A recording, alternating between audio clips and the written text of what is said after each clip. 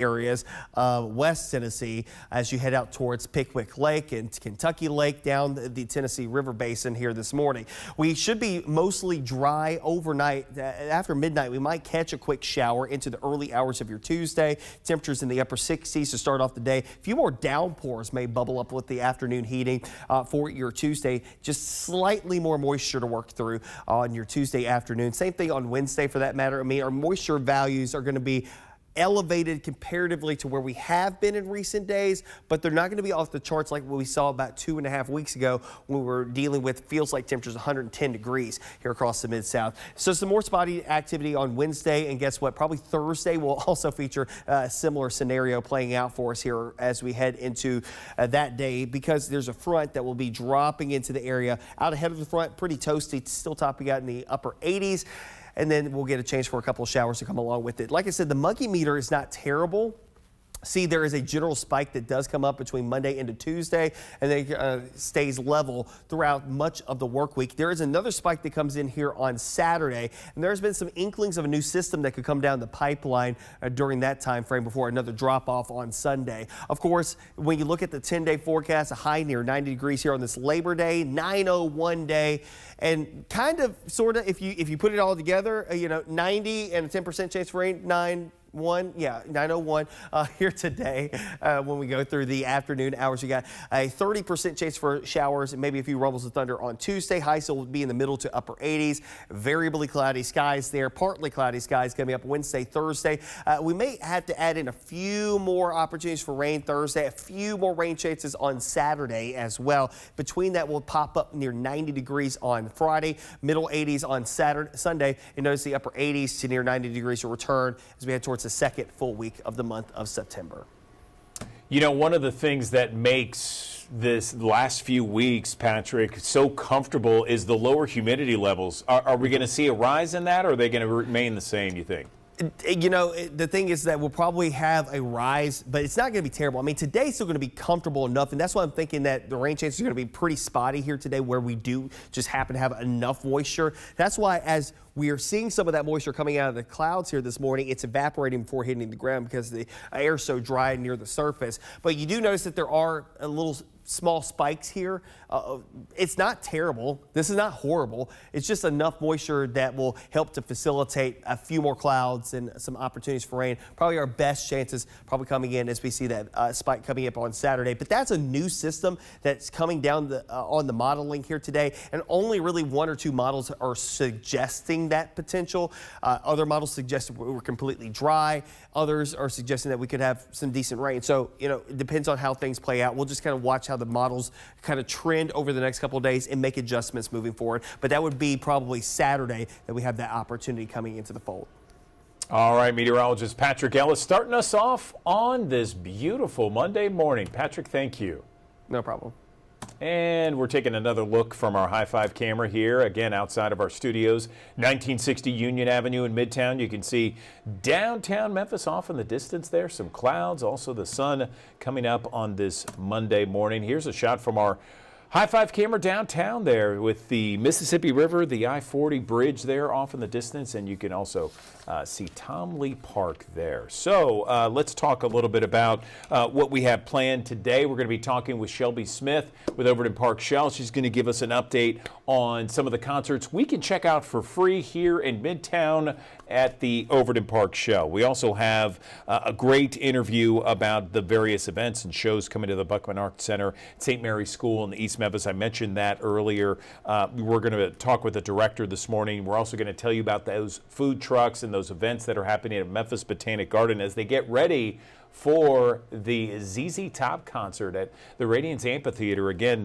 Memphis Botanic Garden, 96 lush acres of beauty there in the city of Memphis. And we're going to be talking with a teacher from Crosstown High School.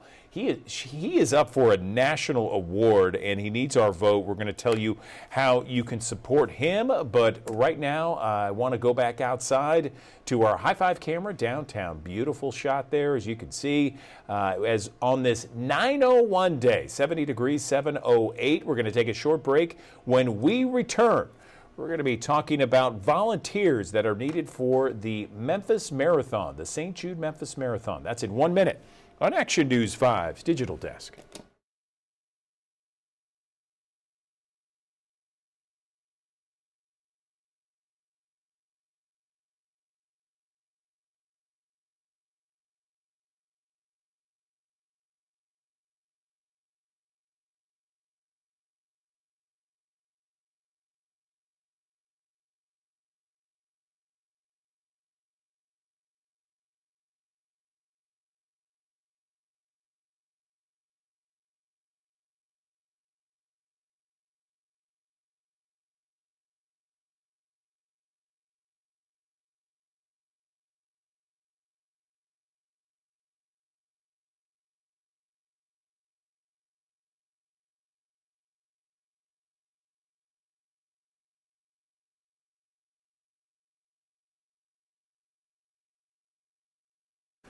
Good morning. Welcome back to the Action News 5 Digital Desk. We have an amazing event each and every year coming to Memphis. It is the St. Jude Memphis Marathon, and there are so many people that make it happen, including some 3,500 volunteers. Joining me on the Action News 5 Digital Desk, I am joined right now by Krista Flanagan. She works at St. Jude Children's Research Hospital, Community Relations Volunteer Director. The Memphis Marathon is set for December 6th, Krista, so tell us how preparations are going. Good morning. Good morning. Thanks for having me. Preparations are going really well. December is going to be here before we know it. But you know, this is such a special event. When Danny Thomas envisioned all those years ago that no child should die in the dawn of life, and now here we are with this event, which is St. Jude Memphis Marathon Weekend presented by Jude's Plus. We have 23,000 runners, and like you talked about, 3,500 volunteers, cheer stations, spectators, sponsors, everybody coming together for that vision and making this the largest single-day fundraiser for the kids and families of St. Jude Children's Research Hospital. So it is a very, very special event for us and for the whole community of Memphis. Yes, there's no question about it. It is something that everyone gets excited about, certainly on December 6th of this year. So let's talk about how volunteers can be a part of the process. Once again, how can they sign up? Right. So volunteer registration is currently open. There are more than 90 volunteer positions, if you can believe that start in mid-November in terms of pre-preparation activities. And then we move to the Health and Fitness Expo, where volunteers can help with packet pickup, shirt distribution, all sorts of jobs there. And then you can imagine on race day, everything from the start line all the way on the course to the finish line to the finish festival, handing out food and beverage. And so, again, like we talked about, volunteer registration is currently open. It's stjude.org/marathon volunteer. And we welcome individuals, we welcome groups, we welcome business teams of colleagues. The great thing about this event is there is a position for everyone. And so it's a simple registration process, and we would love to have everybody come out and celebrate and do this work with us.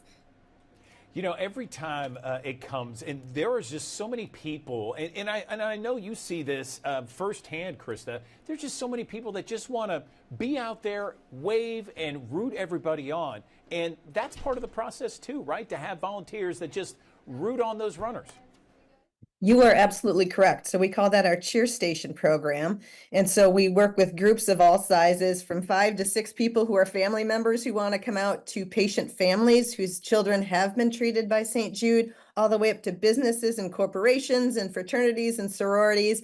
And so we have a simple form that they can fill out and let us know that they want to come. We'll designate a spot for them on course. We'll make it simple. We'll give them all the cheer items, pom-poms, poster making supplies, all the fun things that they can use. But as you can imagine, our runners, especially those going the longer distances, really need that cheering on. And our St. Jude Heroes program, which is our runners who do the fundraising, who help us raise that $16 million, they really need that help to be cheered on too. And so it's a really special program that we've created, that if you don't want to run, if you're maybe not interested in committing to be a volunteer, just come out along the course and really celebrate with us. We're trying to create this event as it's the first Saturday in December every year for Memphis, and it's a celebration not only of St. Jude, but of the city of Memphis. We have people coming from all 50 states, 20 plus countries, and this is really maybe the first time they see the city of Memphis, and it's an opportunity for us to get out there and show them what's so special. No question about it, and we're so proud to have such a gem like St. Jude Children's Research Hospital in our backyard, being here each and every day, and having the Memphis Marathon, having the St. Jude Dream Home, all these different events. Such a great mission statement, looking and providing cures for so many families out there, for so many young children. Anything else you want to mention before we let you go, Krista? I guess let's mention once again the website where people can sign up. Yes, it's stjude.org/marathon volunteer. And, we can kind of give an insider tip to all your viewers. So whether they're running, volunteering, or cheering, this is the year to get in, because next year's our 25th anniversary. And so those people that participate in those methods this year will get kind of first dibs to be part of the 25th anniversary, which is going to be so much more special this year. It's always a special event, but we know next year is going to be really important to us. So get in now. All right, Krista Flanagan, volunteers needed for St. Jude Memphis Marathon. It is December 6th, so it'll be here before we know it. We really appreciate you coming on the Action News 5 Digital Desk. Thank you, Krista, and all the best for that December 6th weekend. We appreciate your time. Thank you so much. We appreciate being on with you.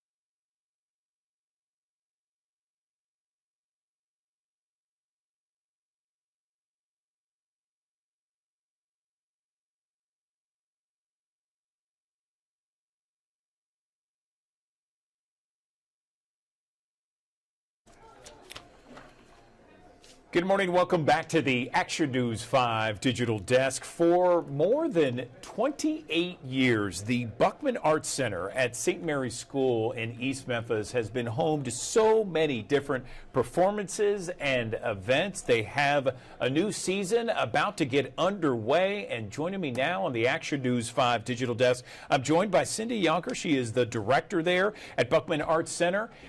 Cindy, good morning to you. So first off, tell me about Buckman Arts Center and what you are anticipating this season. Good morning. Thank you so much for having me and for this opportunity. We are so excited.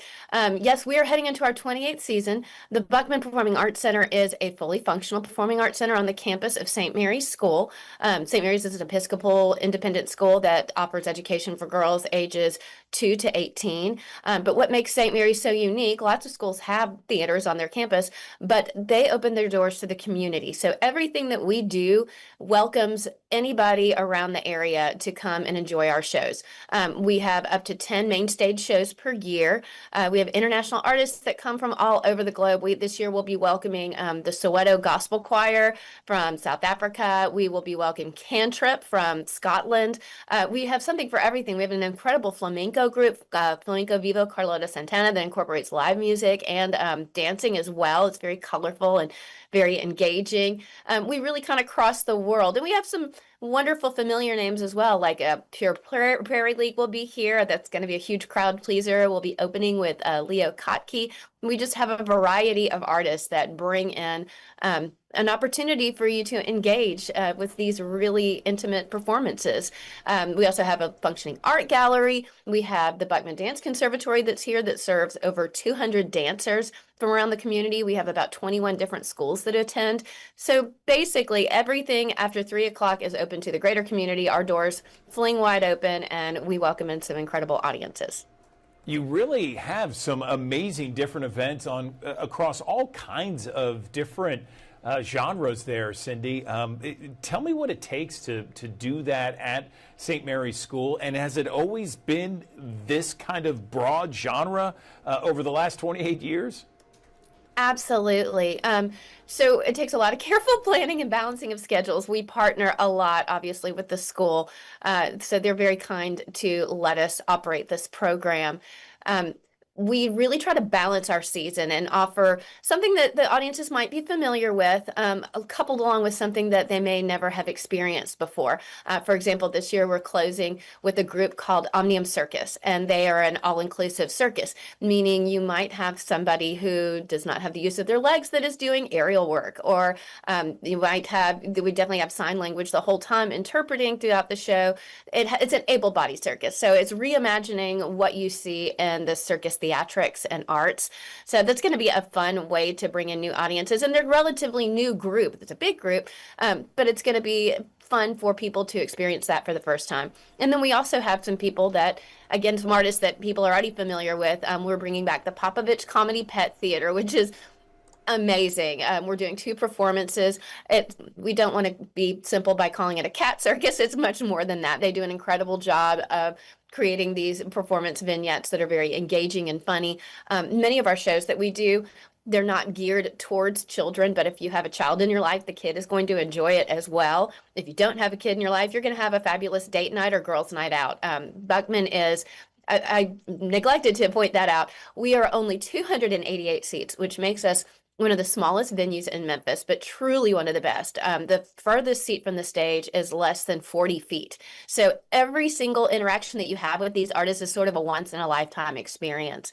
It makes it that much more special to be there and to have these experiences where everything the artist says involves the audience. You can't help but interact with them, and it's so very special. So I like to say sometimes that we're the best kept secret in Memphis because we're less than 300 seats. That presents to me actually more opportunity than limitation. I think it's a lot of fun to be this size. You can try any genre and anything. If it doesn't work, you don't do it again. If you have success with it, then you keep going with it. In order to get the big headliner artists that we have to do a lot of route building. We kind of know our lot in life since we are smaller. So we work with agents who are bringing artists, say, from Nashville to Little Rock, for example, or through Kansas City down to Birmingham, and kind of you say, it's worth your while. If you stop in Memphis, you'll have a great night's sleep and a wonderful time performing in our space. And we can do a Thursday night. We can do a Sunday night. We're flexible like that. And that's how we get a lot of the bigger names than we probably would get if we were just trying to bring artists in for the first time.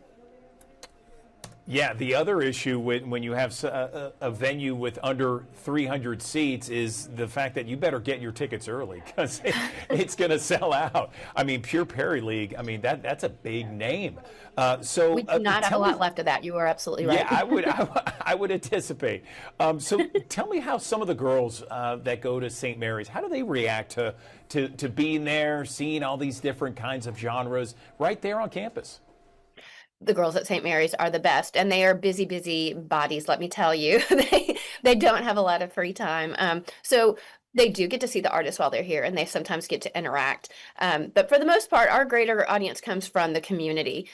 We do have a series of educational outreach programs that we partner with the Shelby County schools for.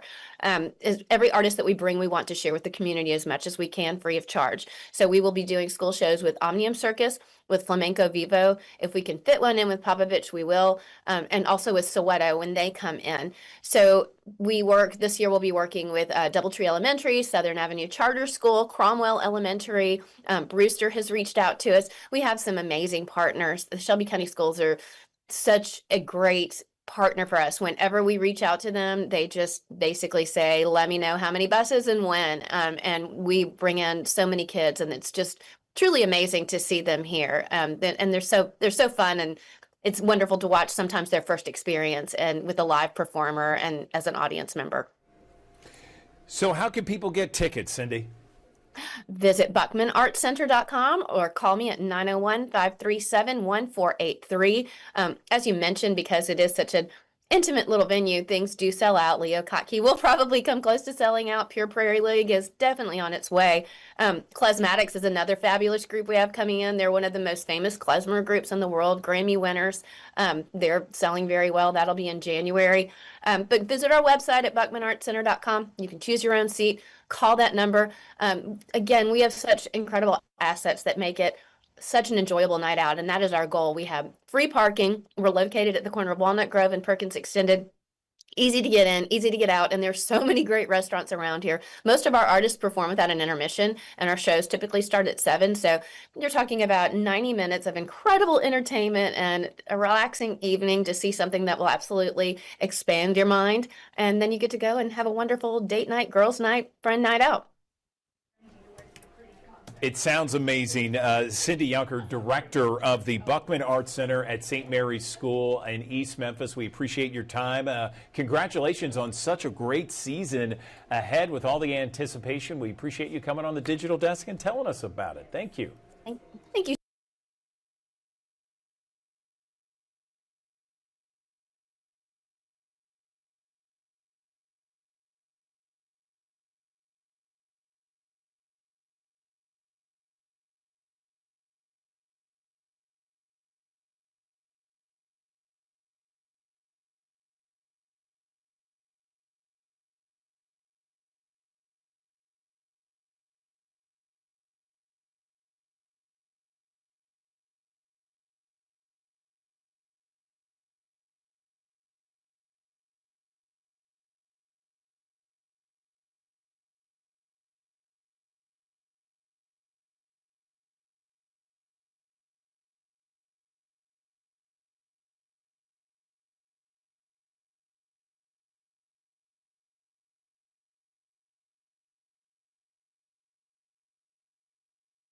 I am joined on the Action News 5 digital desk by Maureen Frazier. She is the mayor in the town of Collierville, joining us now to talk about what's happening in Collierville. And Maureen, I understand there's all kinds of different news, various events, various things that are happening, changes to ordinances.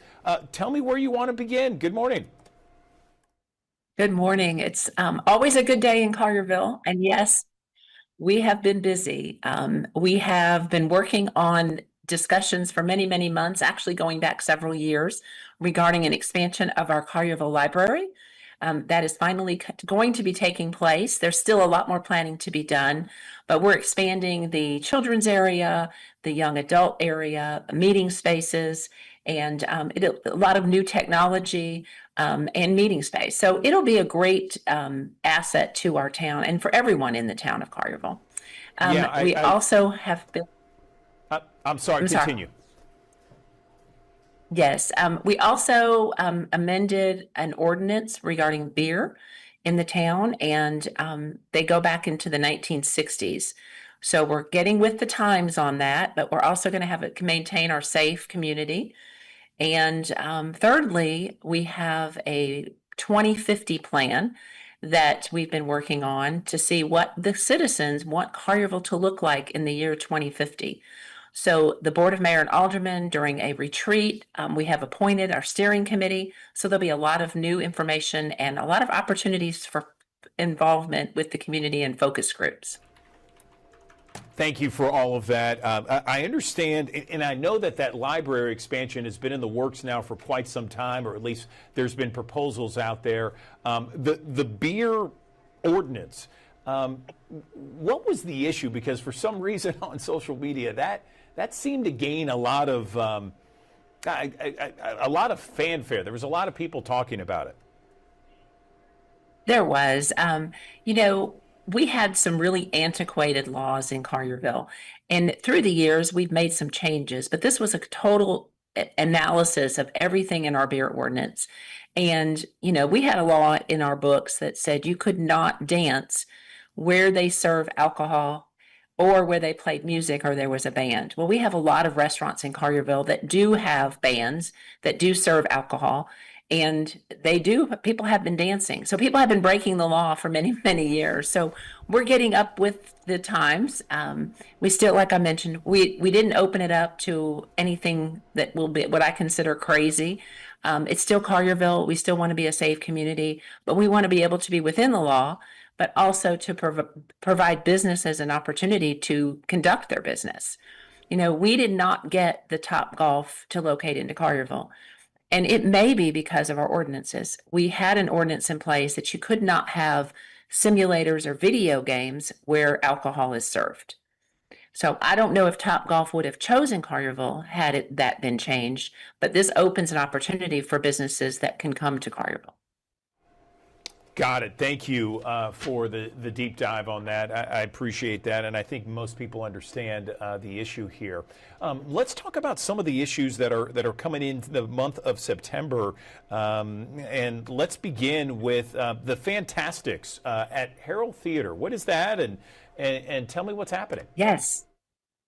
Yes, the Carterville Arts Council is doing our next play. It's The Fantastics. It's a beautiful musical. It'll be the weekends of September 12th and 19th. The Carterville Arts Council sponsors Arts in the Alley. It's a very unique event. I can't tell you how many years this has been going on, but it's in the back alley. It's in an area that normally people don't go to. It's not the prettiest, but that night it's beautiful. They hang lights. There's entertainment, there's beverages, there's lots of great food from local restaurants. So that will be on Thursday, the 25th of September. And they start at 6:30 and it goes to 9:01, which I think is a very unique time for that. And it is a fundraiser for the Carterville Arts Council, who is a nonprofit that works with the arts and the theater in our community. And it'll be fun. You need to come, Andrew. Yeah, I do. As long as it works with my sleep schedule, I think I'm golden. So my sleep schedule is very challenging at times.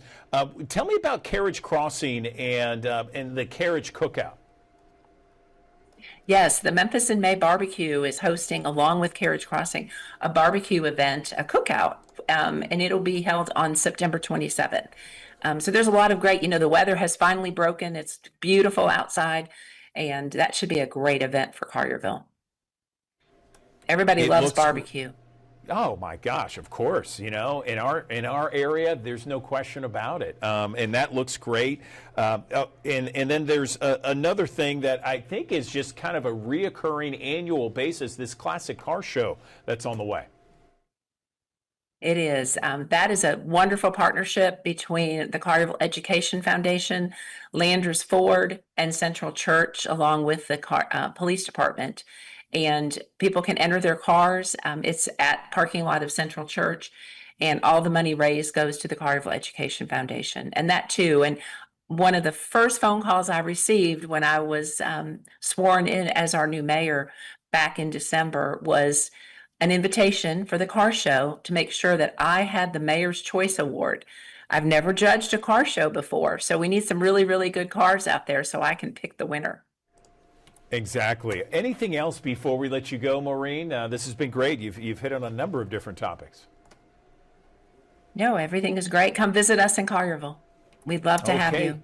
All right, Maureen Frazier, the mayor of Collierville, on the Action News 5 Digital Desk. Thanks so very much for joining us, as you do about once a month. We appreciate your time.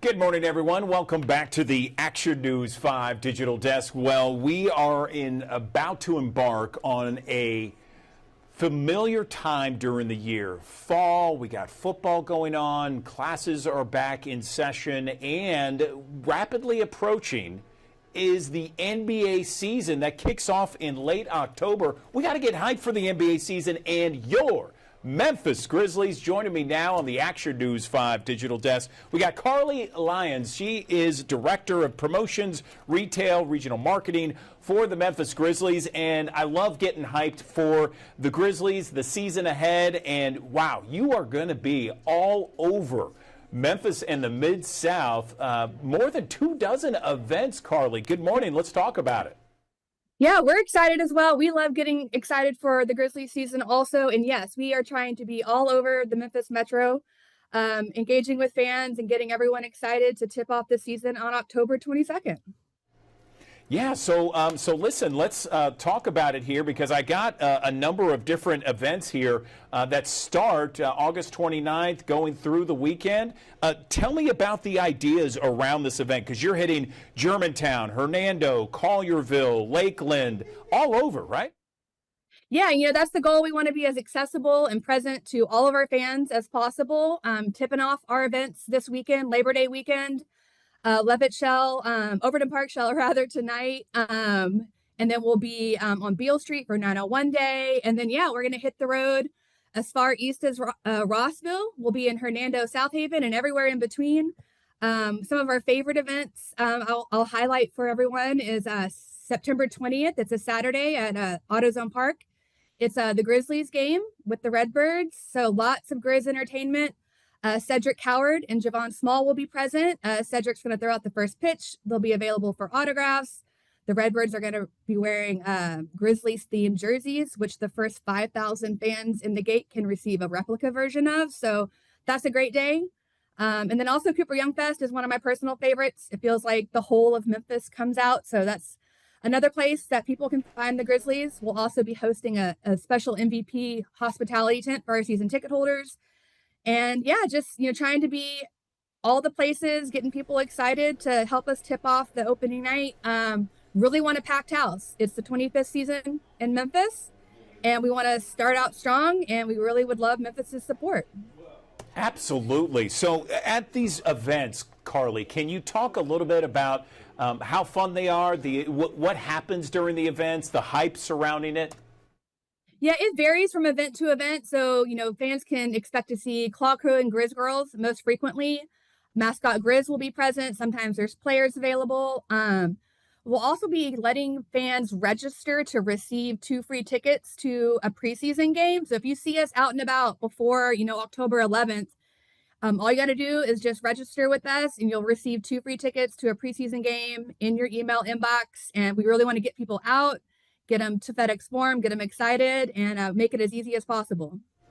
Yeah, again, just on our screen right now, we're showing the Grizzlies fans events, more than 24 between September and October, leading up to the season opener in late October. All kinds of different fun and fanfare and the hype squad, as you mentioned, the Grizz Girls, maybe some players show up, that sort of thing. What else can we talk about, Carly, before we let you go? The only thing I haven't mentioned really is just open practice will be the fans' first opportunity to see the full team in action. So that's Saturday, October 4th. And hope fans come out for that. More details will be released as we get closer to October 4th. And really, I'll just mention season tickets are on sale now. Single game tickets are on sale now. So again, we just really want to pack FedEx Forum as we tip off this anniversary season and really hope to make it a good one. All right, Carly Lyons, Grizzlies Promotional Retail Marketing Director. We appreciate you coming on the digital desk. Can't wait for the season myself. Huge Grizzlies fans right here. And I know we have plenty of huge Grizzly fans all anticipating the 25th season of your Memphis Grizzlies. Carly, thanks for coming on the digital desk. We appreciate it. Thanks for having me. I appreciate it, Andrew.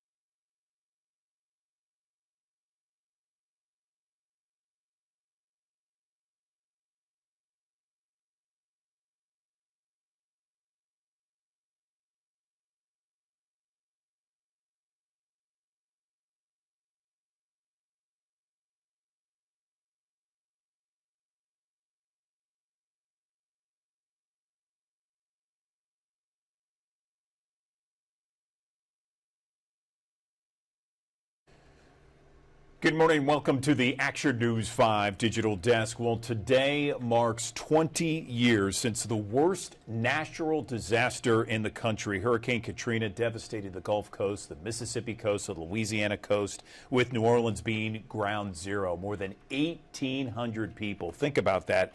1,800 people were killed. Over $200 billion in damage reported, as more than 80% of New Orleans was underwater for weeks. Joining me now to talk a little bit more about what happened then and where we are now, I'm joined by Walt Leger. He's the president of New Orleans and Company. And Walt, I know you're a native of New Orleans. Tell me what this significant milestone 20 years later means to you and everyone down there. Good morning. Good morning, Andrew, and thank you. Let me first say thank you to the people of Memphis and Tennessee. 20 years ago, many of us became refugees from our own homes here in our own country.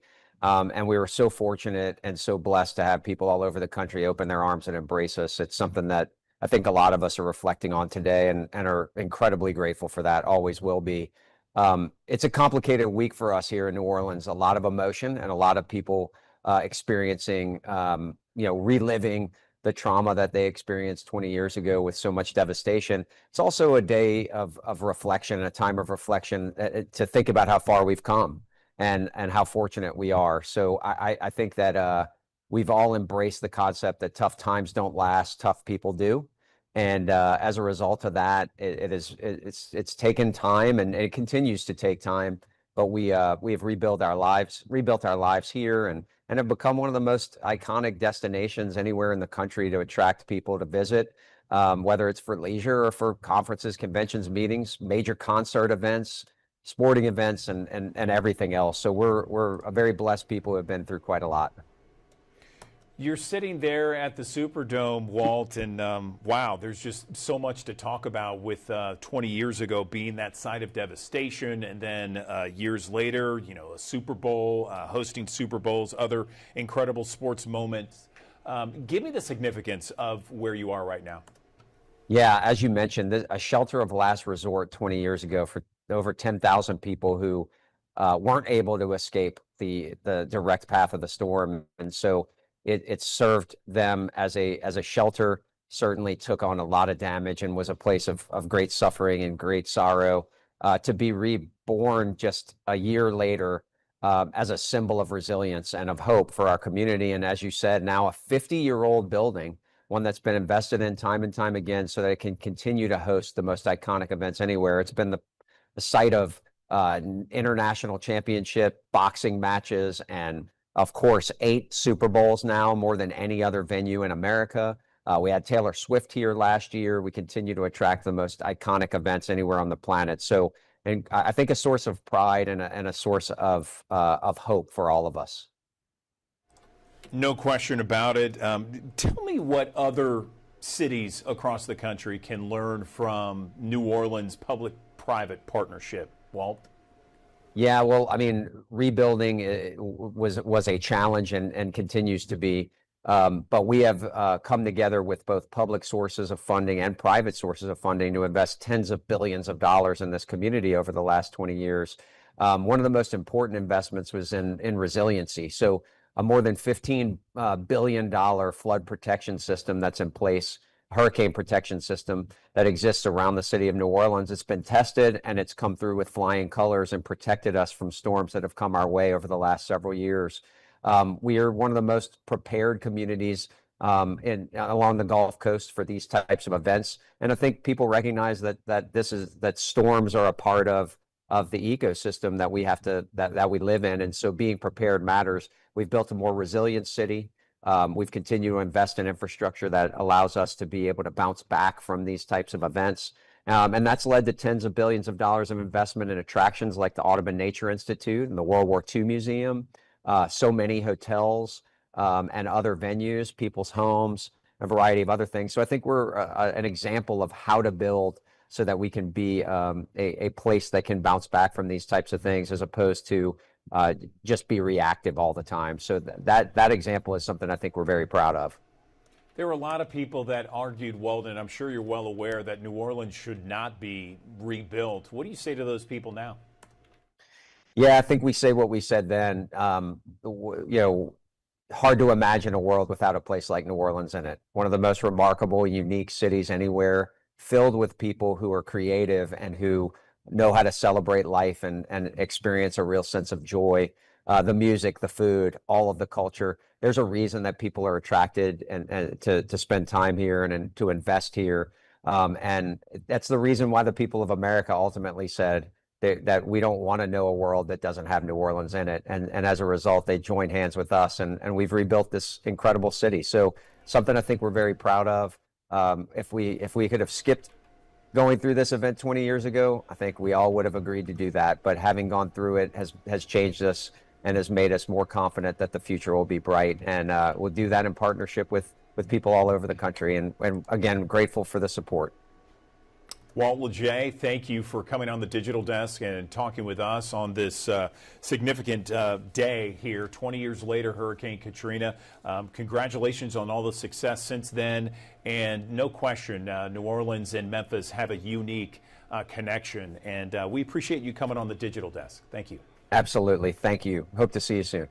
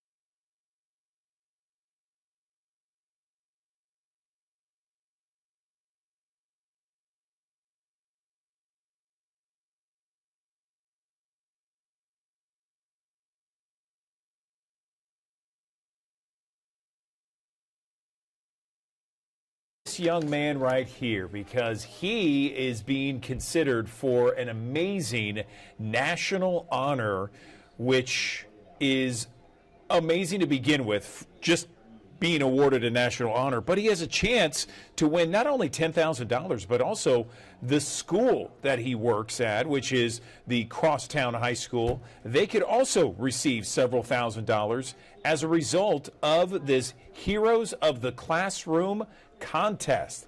This is Ty Boyland. He's part of the Crosstown High School faculty. He is joining me on the Action News 5 Digital Desk to tell me all about what's going on here, this amazing contest, his nomination for this contest, what he's doing in his classroom that makes it so special. Ty, good morning. How are you this morning? Good morning. How are you? I'm doing well, thank you. So tell me how, first off, tell me a little bit about yourself, what you do in the classroom, and how this whole contest came about. Absolutely. I teach music production, I teach entrepreneurship, and I'm also the school-based enterprise coordinator for Crosstown High School.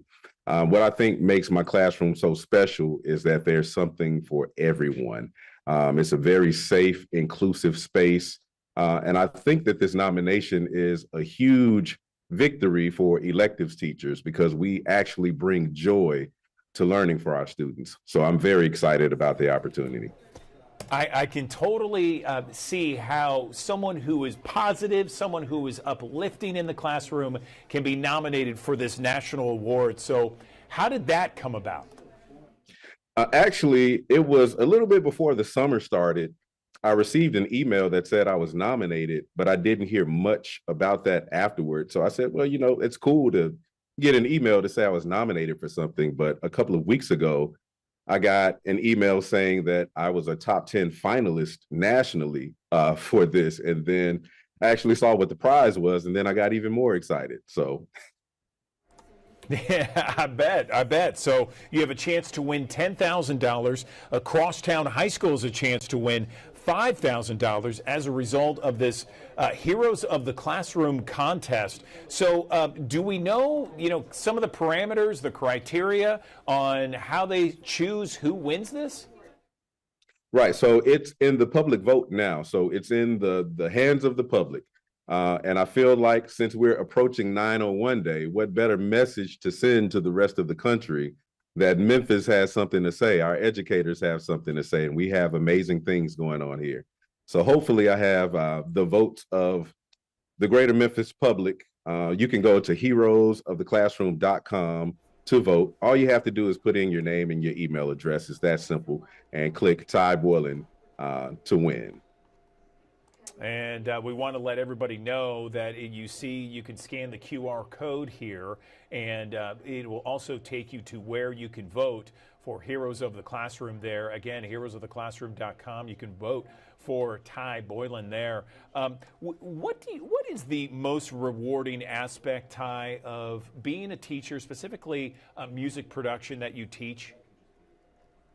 I think the most rewarding part is to see young people really discover who they are. It's not my job to teach them to be who they are, but to help them uncover who they've already been the entire time. So to see them grow into themselves from 9th grade to 12th grade and beyond, it's incredible, because I remember when I was their age, there's so many different things going on. You're trying to figure out life, and music is one of those things that you can help internalize everything that you're going through. It can be therapy, not only a way to make money in the industry, but actually get some of these things off of these young people's chest that they've been going through. So it's amazing to see the growth.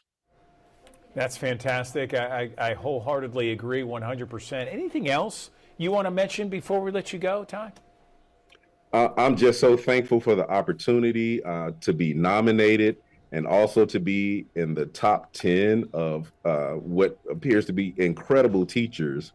But I want Memphis to bring this home. I want to bring it home. I want Crosstown High to bring it home. So please help me. All right. Well, Ty Boylan, congratulations on this honor. Good luck the rest of the way, and really hope that Memphis of the Mid-South gets behind this vote competition and gets you that top prize that you so well deserve. We appreciate your time on the Digital Desk. Good luck and congratulations. Thank you. I appreciate it.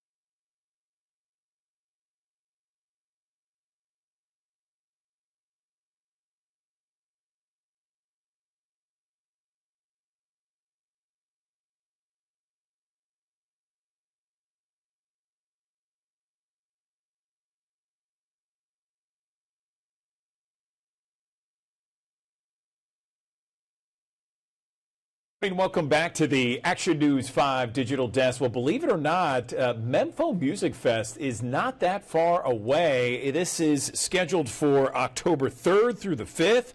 3 different stages, more than 20 musical acts, and this is at the Radiance Amphitheater at Memphis Botanic Gardens. Such a great time, always a great venue, no question about it. It is a ton of fun. And joining me on the Action News 5 Digital Desk, I'm talking with Mike Smith now, who is talking about the hourly lineup on Mempho Music Fest. Mike, good morning. How are you? Hey, I'm doing great, Andrew. Thanks for having me on. Yeah, so tell me about this lineup that we have going here this year. I know that, increments, we find out who the headlines are, then we find out more of the bands and when they're playing, what days. Now the hourly lineup. Tell me more. Yeah, that's right. You know, we have a great lineup this year. Like you said, three great stages with tons of great acts. And yeah, we just released the actual schedule so people can determine, you know, when they can come and get tickets and come out and have a great time. Okay, so tell me a little bit about that. The main headliners for people that are watching right now. You know, we have thousands that watch each and every morning. Perhaps they haven't kept up, but you know, October 3rd through 5th at the Radiance Amphitheater, Memphis Botanic Garden. Let's hear it. Yeah, so Friday and Saturday night we've got the return of a great band, Widespread Panic. They've played the festival a couple of times in the past. Just a huge drawing act. You know, a really, really solid fan base of folks that come out and see those guys every year. So we're excited to have them Friday and Saturday night. And then Sunday, a great country act, Tyler Childers, who's just selling out stadiums everywhere and just has a brand new record out, produced by Rick Rubin. It's a really exciting time, and then tons of bands playing before each of those acts. On Friday, we've got a great New Orleans act called Galactic, who's played Memphis quite a few times. Father John Misty is a great indie rock band. Leftover Salmon, great bluegrass act. And then on Sundays is pretty much a lot of Americana stuff with Charlie Crockett, Sierra Farrell, and then, like I mentioned, Tyler Childers, the big headliner that night. Yeah, it is a great time. People were talking about Tyler Childers a while ago here in the newsroom, and then of course Widespread Panic. They're pros. They've been pros for a long time. What was great, Mike, was that I saw last year, had no idea who Marcus King was, and oh my gosh, he just brought down the house when he played. It was great to see. Tell me, what absolutely. else? You know, we definitely pride ourselves on bringing out acts that you might not have seen or heard of before, but are on the verge of breaking. And like you said, Marcus King was one of those bands. He's been out opening for Chris Stapleton since he's played our event, touring Europe. So yeah, it's exciting for us to get to showcase artists to people that haven't seen them before. Yeah, I love it. I love it. And so this is something that's going to be October 3rd, 4th, and 5th at the Radiance Amphitheater. We're looking at some video from years past, and I guess the usual staples will be there in addition to the music, right, Mike? Yeah, there'll be tons of food trucks, lots of places to get beverages and food, and then we have a couple of signature things we do every year. The Incendia Dome, which you're seeing there, is a fire dome that has DJs and silent disco in it, and it's just a lot of fun for folks that haven't seen that kind of stuff before. Awesome stuff. Well, listen, Mike, this has been great, getting people pumped up and excited for Mempho Music Fest, October 3rd, 4th, and 5th. One more time before we let you go, let's talk about tickets, how people can get them.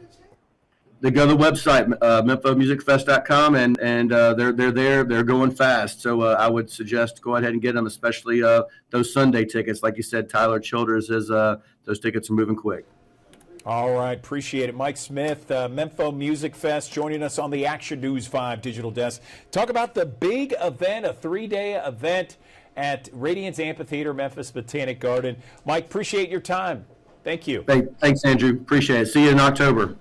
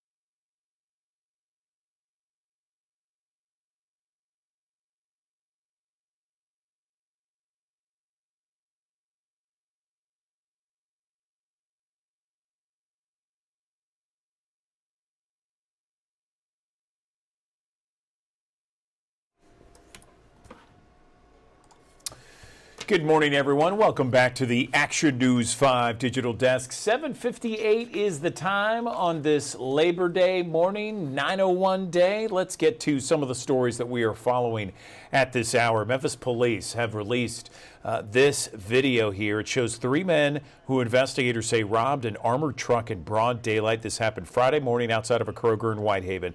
The armored truck driver forced to the ground at gunpoint. MPD says the three suspects pulled behind the Loomis truck, all of them with rifles. Two of them forced the Loomis employee to the ground. The third stole 2 bags of cash. They then drove off in a black Nissan Murano, temporary car tags. Last seen headed north on Elvis Presley Boulevard towards Rain Road. If you know anything about this incident, please call or text Crime Stoppers. You can do so by remaining anonymous and being eligible for a reward. That number is 901-528-CASH. Memphis police investigating a crash that killed one person, injured another, 10 o'clock Saturday night. This is Shelby Oaks Drive near Bartlett Road. Investigators say a driver in a 2016 Nissan Altima headed east, made a turn, collided with an ATV headed west. ATV driver was thrown from the vehicle onto the road. He was taken to the hospital in non-critical condition. The passenger of the ATV died. No update on the condition of the Altima driver. Looking ahead this week, Memphis Mayor Paul Young's One Memphis tour. That town hall rolls on 2 college campuses. So tomorrow the mayor is going to speak at Southwest Tennessee Community College. They'll have the chance to answer and ask questions, share their opinions on how to build a better Memphis. It begins at 10 o'clock in the morning. What about this day in history? On this day, September 1st, 1925, the Grand Hotel of the South, the Peabody Hotel, opened its doors, 149 Union Avenue. The $5 million landmark brought luxury back to downtown Memphis. More than 600 guest rooms and shops. 50 years later, the Peabody closed and was nearly lost until the Bells family rescued it and restored it. And then on September 1st, 1981, the hotel reopened, sparking a downtown renaissance. Today marks 100 years since the Union Avenue Peabody Hotel first opened, a century of tradition, history, and of course, the famous Peabody Ducks. Over the weekend, it was Healthier 901 Fest at Shelby Farms Park. It brought together all kinds of Mid-Southerners, healthcare providers, fitness experts, community leaders for a day focused on wellness. Patrick Ellis, Kim Clark were out there helping you sweat on this Saturday and helping the Mid-South get healthier one step at a time. Layoffs hitting the supermarket industry. Kroger plans to lay off nearly 1,000 workers nationwide. Third time the grocery store chain has laid off corporate workers. CEO of Kroger said the layoffs will help the company free up some money to lower grocery prices, add hours for store employees, and make improvements to the store.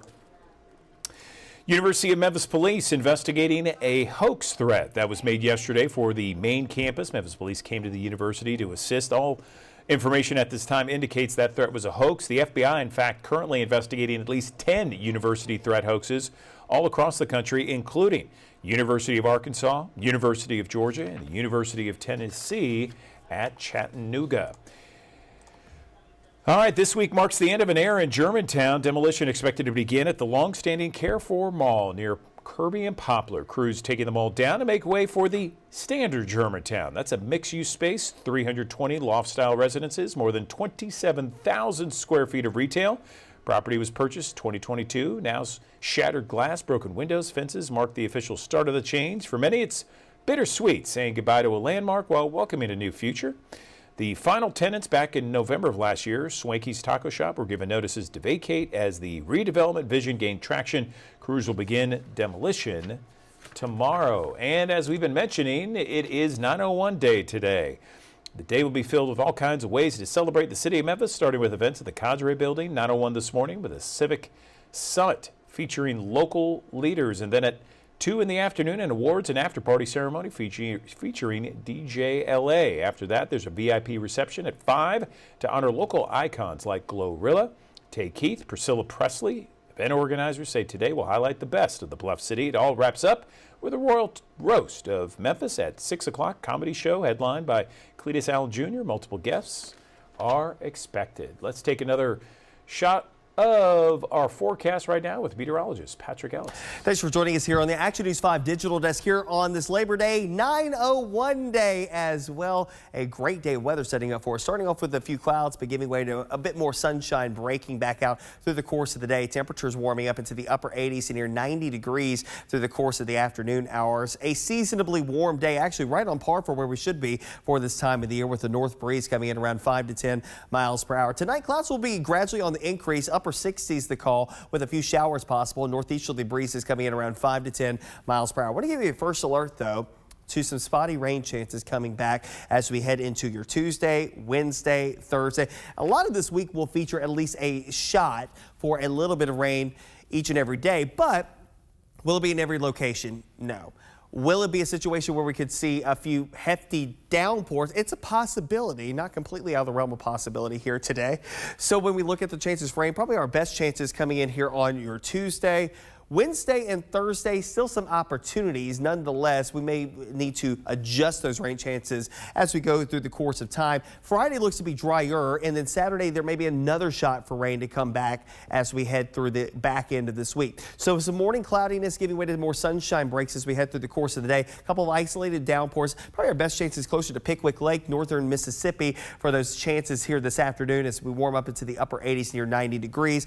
We'll start with partly clear skies, but giving way to mostly cloudy skies heading into your Tuesday. Temperatures will ease down into the upper 60s, close to 70. A chance for a few isolated showers. A few more will come and go throughout the course of the day. That could have some impacts for your afternoon and evening commute, and temperatures hanging out in the middle to upper 80s. Those showers and storms will tend to fade away. We'll do the whole process over again more than likely on your Wednesday. Spotty activity once again. Won't be for everybody. If you do caught underneath the downpour, though, at least that will help you out with your backyard, and hopefully you won't have to use the sprinklers all that much. There's another front that will be on the move on Thursday. They'll kick off a few more shower and storm opportunities for Thursday afternoon and evening as we get that little bulb of moisture moving into the area. And that next bulb is a little bit more invasive coming up on Saturday. Now, I will say this. The European model is a little bit aggressive on this one, showing this system coming down the pipeline.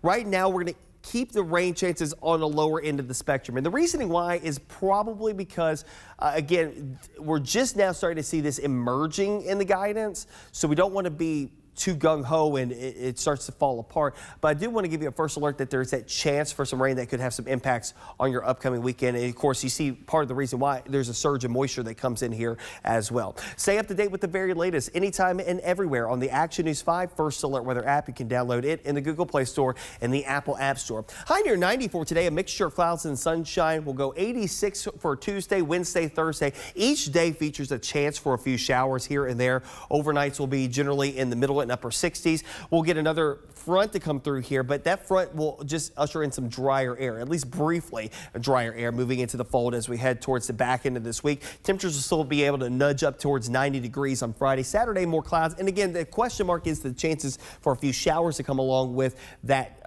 next system that comes down here with a little surge in moisture. By Sunday, the drier air eventually starts to win out as high pressure nudges in from the Great Lakes region. That will help to bolster our temperatures back up to the upper 80s near 90 degrees as we head towards the second full week of September.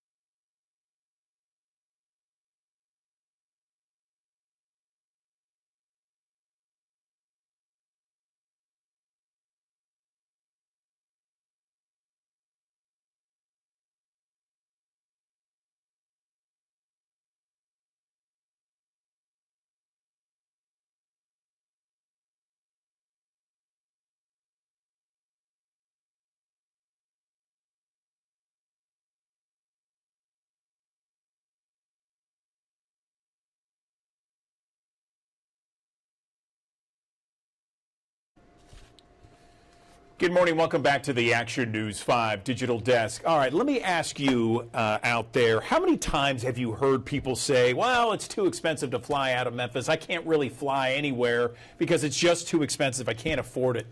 Well, I have got the interview for you this morning. On the Action News 5 Digital Desk, am happy to bring on Aisling Woolley. She is a Memphian, and she has created this business to get people to fly in and out of Memphis at very low cost to you, the consumer. And from what I understand, I've done a little research, Aisling, that it is a combination of points and timing that is so effective in allowing people to travel not just anywhere in the country. We're talking anywhere in the world. So I'm happy to have you on the Action News 5 Digital Desk, where we have thousands of people watch each and every morning. Tell me, how are you? Good morning. I'm good. Thanks for having me. I'm really excited to tell Memphis all about what I do. Awesome. Awesome. Okay, so first things first, tell us a little bit about yourself. How long have you been here? How did you come up with this idea? And how has it evolved over time? Absolutely. So I'm actually not native to Memphis, but I moved here back in 2020. And obviously, when I moved here, no one was traveling. But slowly, as the world began opening up, I started asking my friends, my coworkers, people at church, where are the best places to travel from Memphis? Because I knew where I came from, there were places that were a lot cheaper than others. And consistently, I got hit the same brick wall of information saying, you just can't afford to travel from Memphis. Memphis is way too expensive. It used to be amazing and it's not anymore. And so most people can't afford it. And first I was discouraged.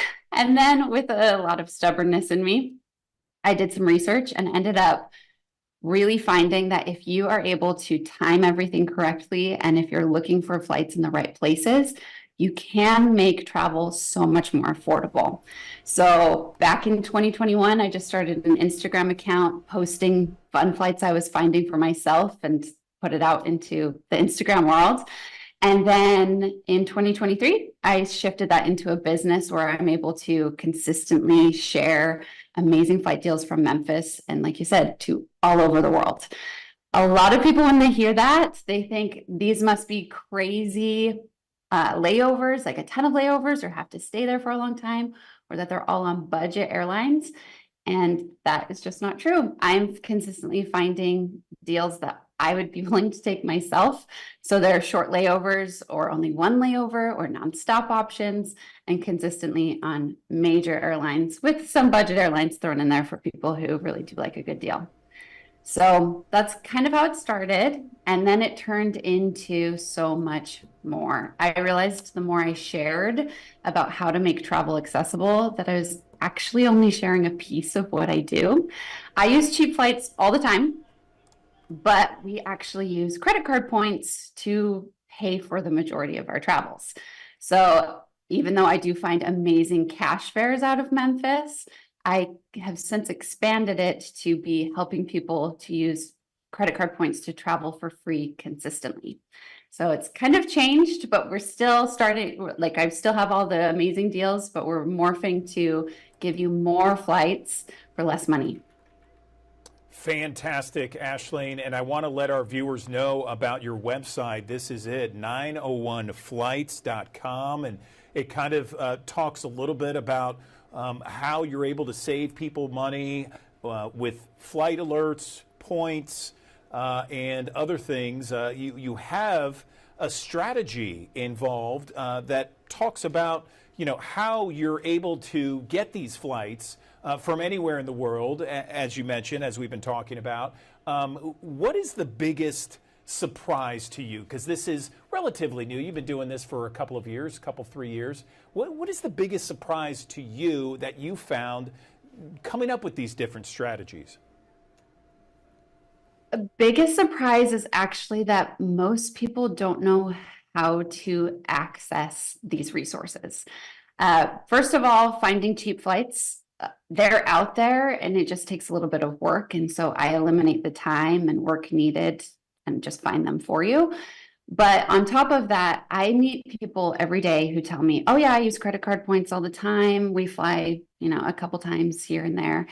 And I went, no, wait a second. I use I use points to pay for flights and hotels of 3 to 5 vacations a year. And I've created this system. I've kind of hacked the world to be able to say, how can I use points to pay for more? And that's the piece that most people are missing. They know how to occasionally get free flights, occasionally get these amazing deals, but I want to show you how to do it consistently, because that's how we travel. We're traveling internationally several times a year, domestically several times a year, and it is something so possible for most families. That's fantastic to hear, and I know that the thousands of people watching us right now are eager to learn more about it. What really caught my eye, Aisling, was the fact that this was all out of Memphis International Airport. It wasn't out of JFK or Atlanta or DFW. We are talking Memphis. And now you've kind of expanded to Nashville, is that right? I have, yeah. I mean, I'm here in Memphis, so it's my hometown. It's where I'm already looking for flights. And then slowly I've gotten more and more demand for BNA. But honestly, that really is the thing that sets me apart. If you ever learn about points or learn about cheap flights, most people are talking about LAX, JFK, sometimes Atlanta. And I go, that's great for those people, but what about for the people who live everywhere else? What about us here in Memphis? And so I wanted to create a resource that was available to us, a resource that made it easy to access cheap or free flights. And so that's my goal. I really wanted to hyper focus in on the place that means the most to me. That's awesome. I love it. And I understand you do this not just for individuals or couples, you do this for entire families. Can you break down can people just go to your website, or can they just follow you on Instagram to figure this all out? I know you have several tiers. Explain that to our audience. Yeah, so I'm on Instagram, Facebook, but 901flights.com has everything all in one place. On 901flights.com, you'll find where you can get cheap flight alerts. It's just a yearly membership. And then I offer an upgrade that if you want cheap flights and point alerts. So I find point deals from Memphis to all over the world, paying 60% less for every time you fly. Then on top of that, I offer education. So I actually take a personalized, customized approach that rather than just spewing information at you, I say, okay, let's focus in and you tell me about your goals, your ideal year of travel, tell me about your spending habits, your credit score, and I create everything for you and I create a plan for you to be able to build up points quickly and consistently so that you're never running out, but that this is all built around you and around your lifestyle. So it's exactly what you like. I find a lot of people open the wrong cards or start building points for the wrong area. And this is to hyper focus it and help you to get to your goals a lot faster. So I offer a few different ways to work with me, which can all be found on 901flights.com. Can you give us some examples of some of the deals that you've flown on and you've gotten for others? Yeah, cash deals. I have flown to Europe several times for $500. I think I did Ireland for $450. And these are round trip prices. This is not one way, round trip. And I'm consistently sending people to do that. I've also flown to the Caribbean for, I think it was about $280 round trip. That was to St. Thomas, US Virgin Islands. Then with point deals, this is what makes it incredible, is that you're only paying for a very small fee for taxes. And so you can fly to Hawaii and back for $12. You can fly to Japan for $56. You can fly to all over Europe for under $100. And it's just severely cutting back the cost and making your budget to go that much further. So let me just make sure we didn't have a hiccup in that Zoom interview here, Aisling. You said to fly from Memphis to Japan for $50? Come on now. This is round trip. $50. And again, this is with points that you're able to supplement it with points. So you're just paying the taxes. But yes, this is what I do consistently every year, that I'm never paying more than just the taxes on my flights.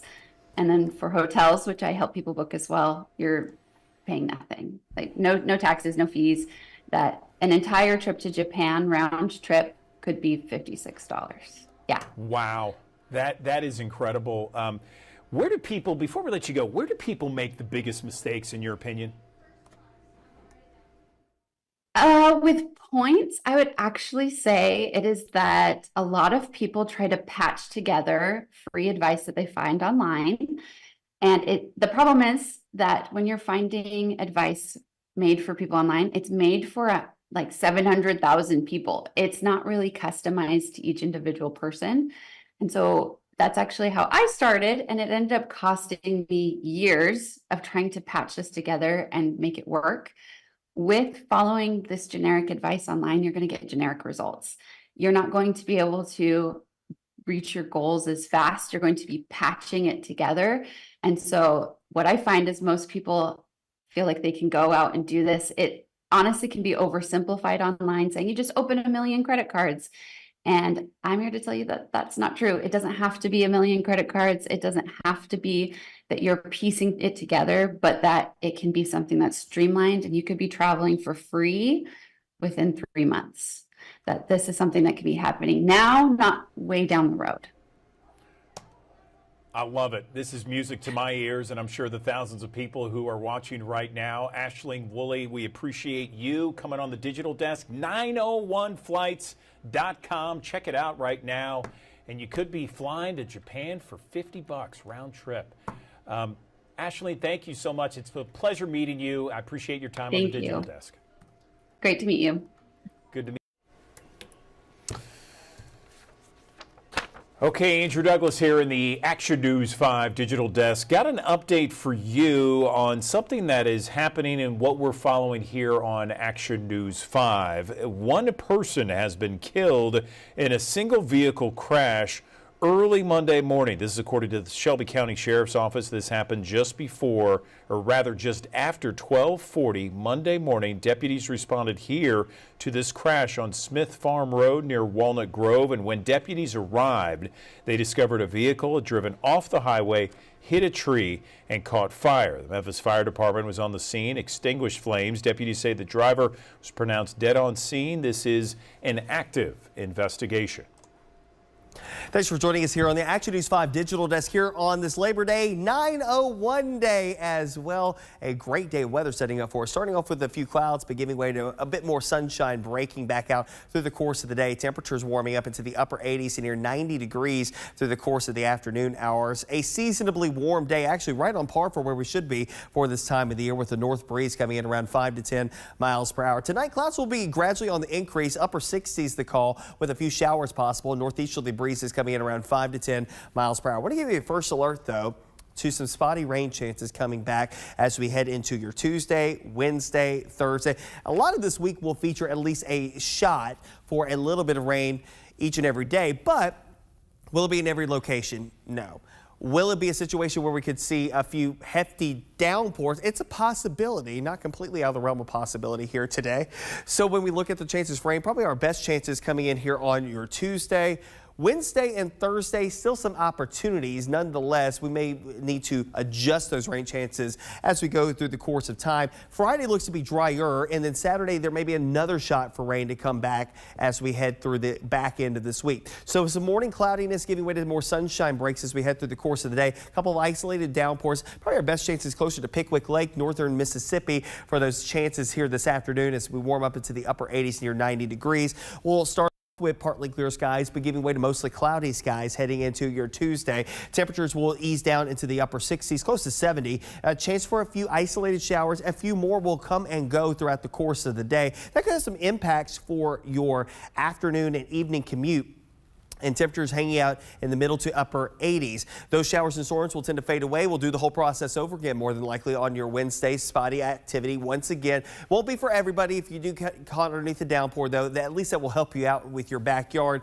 and hopefully you won't have to use the sprinklers all that much. There's another front that will be on the move on Thursday. They'll kick off a few more shower and storm opportunities for Thursday afternoon and evening as we get that little bulb of moisture moving into the area. And that next bulb is a little bit more invasive coming up on Saturday. Now, I will say this. The European model is a little bit aggressive on this one, showing this system coming down the pipeline.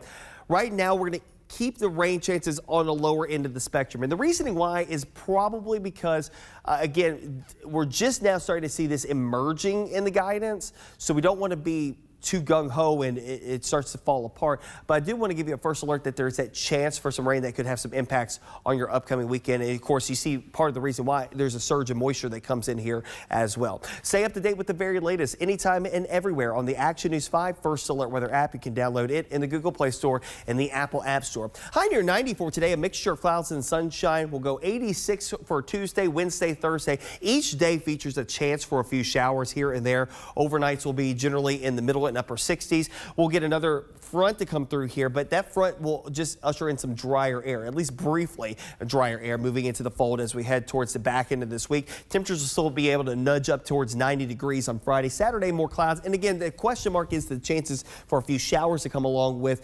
that next system that comes down here with a little surge of moisture. By Sunday, the drier air eventually starts to win out as high pressure nudges in from the Great Lakes region. That will help to bolster our temperatures back up to the upper 80s near 90 degrees as we head towards the second full week of September.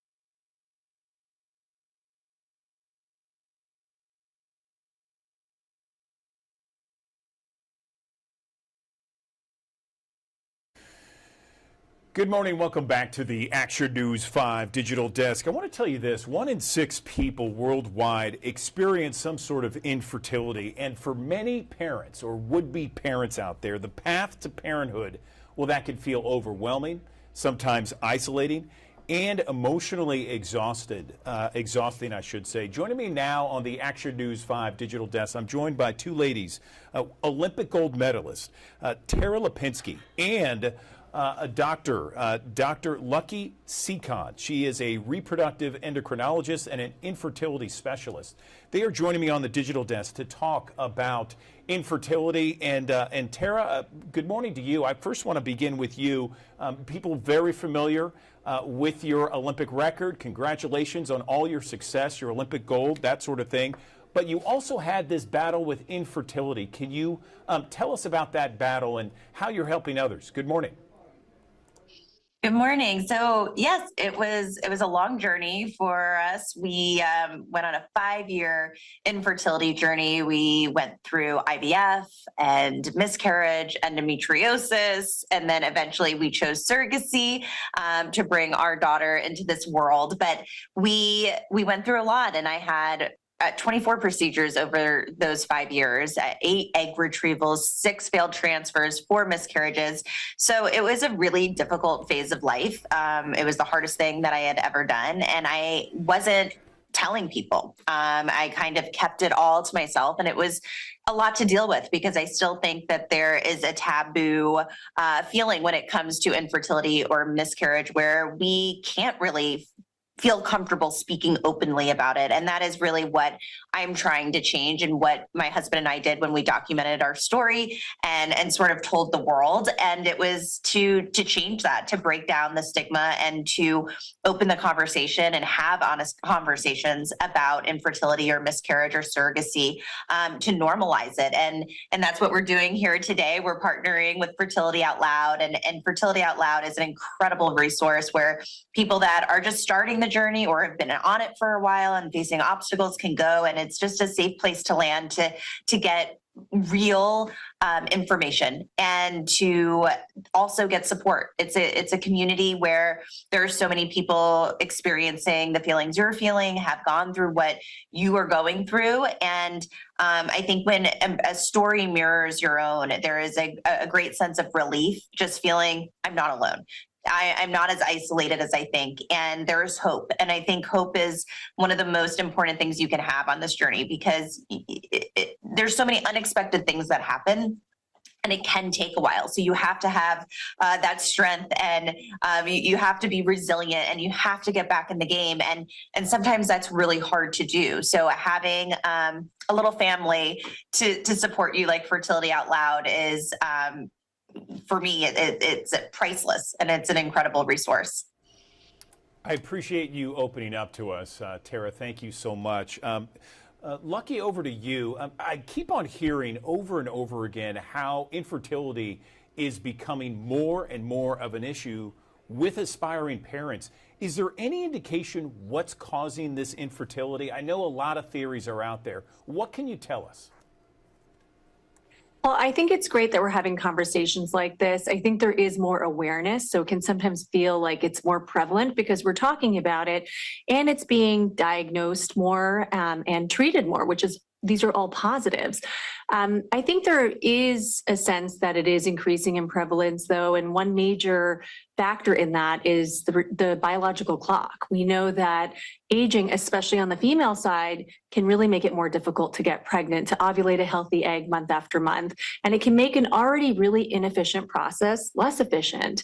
And that's why we give advice like, okay, if you're under 35 and you've been trying for up to a year, it's time to seek help. You don't want to wait too long to see a doctor for testing and treatment. And if you're 35 and older, it's time to see a specialist at the 6-month mark. And if you're in your 40s and you're starting on this journey, don't wait longer than 3 months. Lucky, let me press a little bit, because I know that there's some parents out there that are watching this that want to have a baby so badly. What would you tell aspiring parents out there that are probably about to or just beginning this whole process? I think it's important to get educated, because a lot of us, the last time we thought about fertility and what it takes to get pregnant was when we were trying to prevent pregnancy, when we were in high school health class.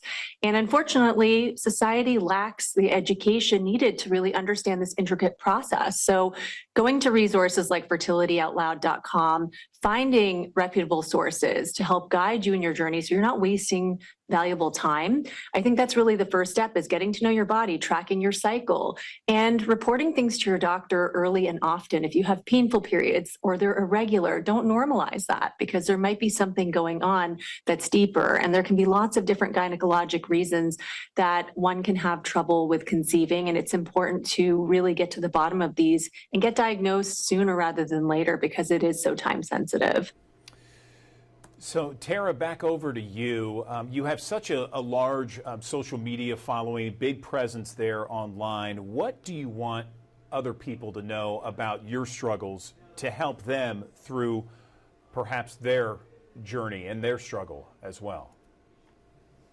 Well, it can be really hard to share these feelings with people outside of your immediate family. And that was something that I struggled with for so long. And I think, truthfully, every person's experience is so unique to themselves, and they need to do what's right for their mental health. If they don't want to share, then don't share. If you want to share, then share. And I think for me, I eventually got to that point where I wanted to share. And I just hope, that I can be a source of hope for people who have gone on long journeys. I can hopefully help empower people to advocate for themselves, to get educated, to find support. And at the end of the day, I just want to validate people's emotions through this process. And I think that's what struck me the most when I did tell my story, is the overwhelming response and support that I got from this community. And, you know, there was so many times that, of course, I talked to my immediate family and friends and tried to explain what I was going through.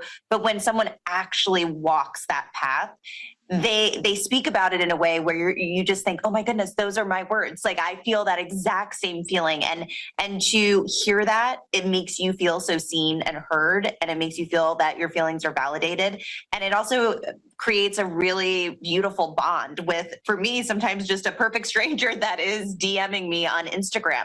But you realize, oh wow, we really have gone through something that not everyone can understand. So I think finding a support system on this incredibly sometimes difficult journey is essential.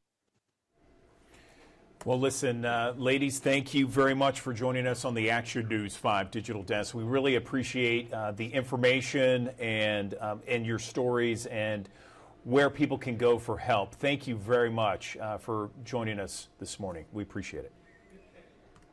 Thank you.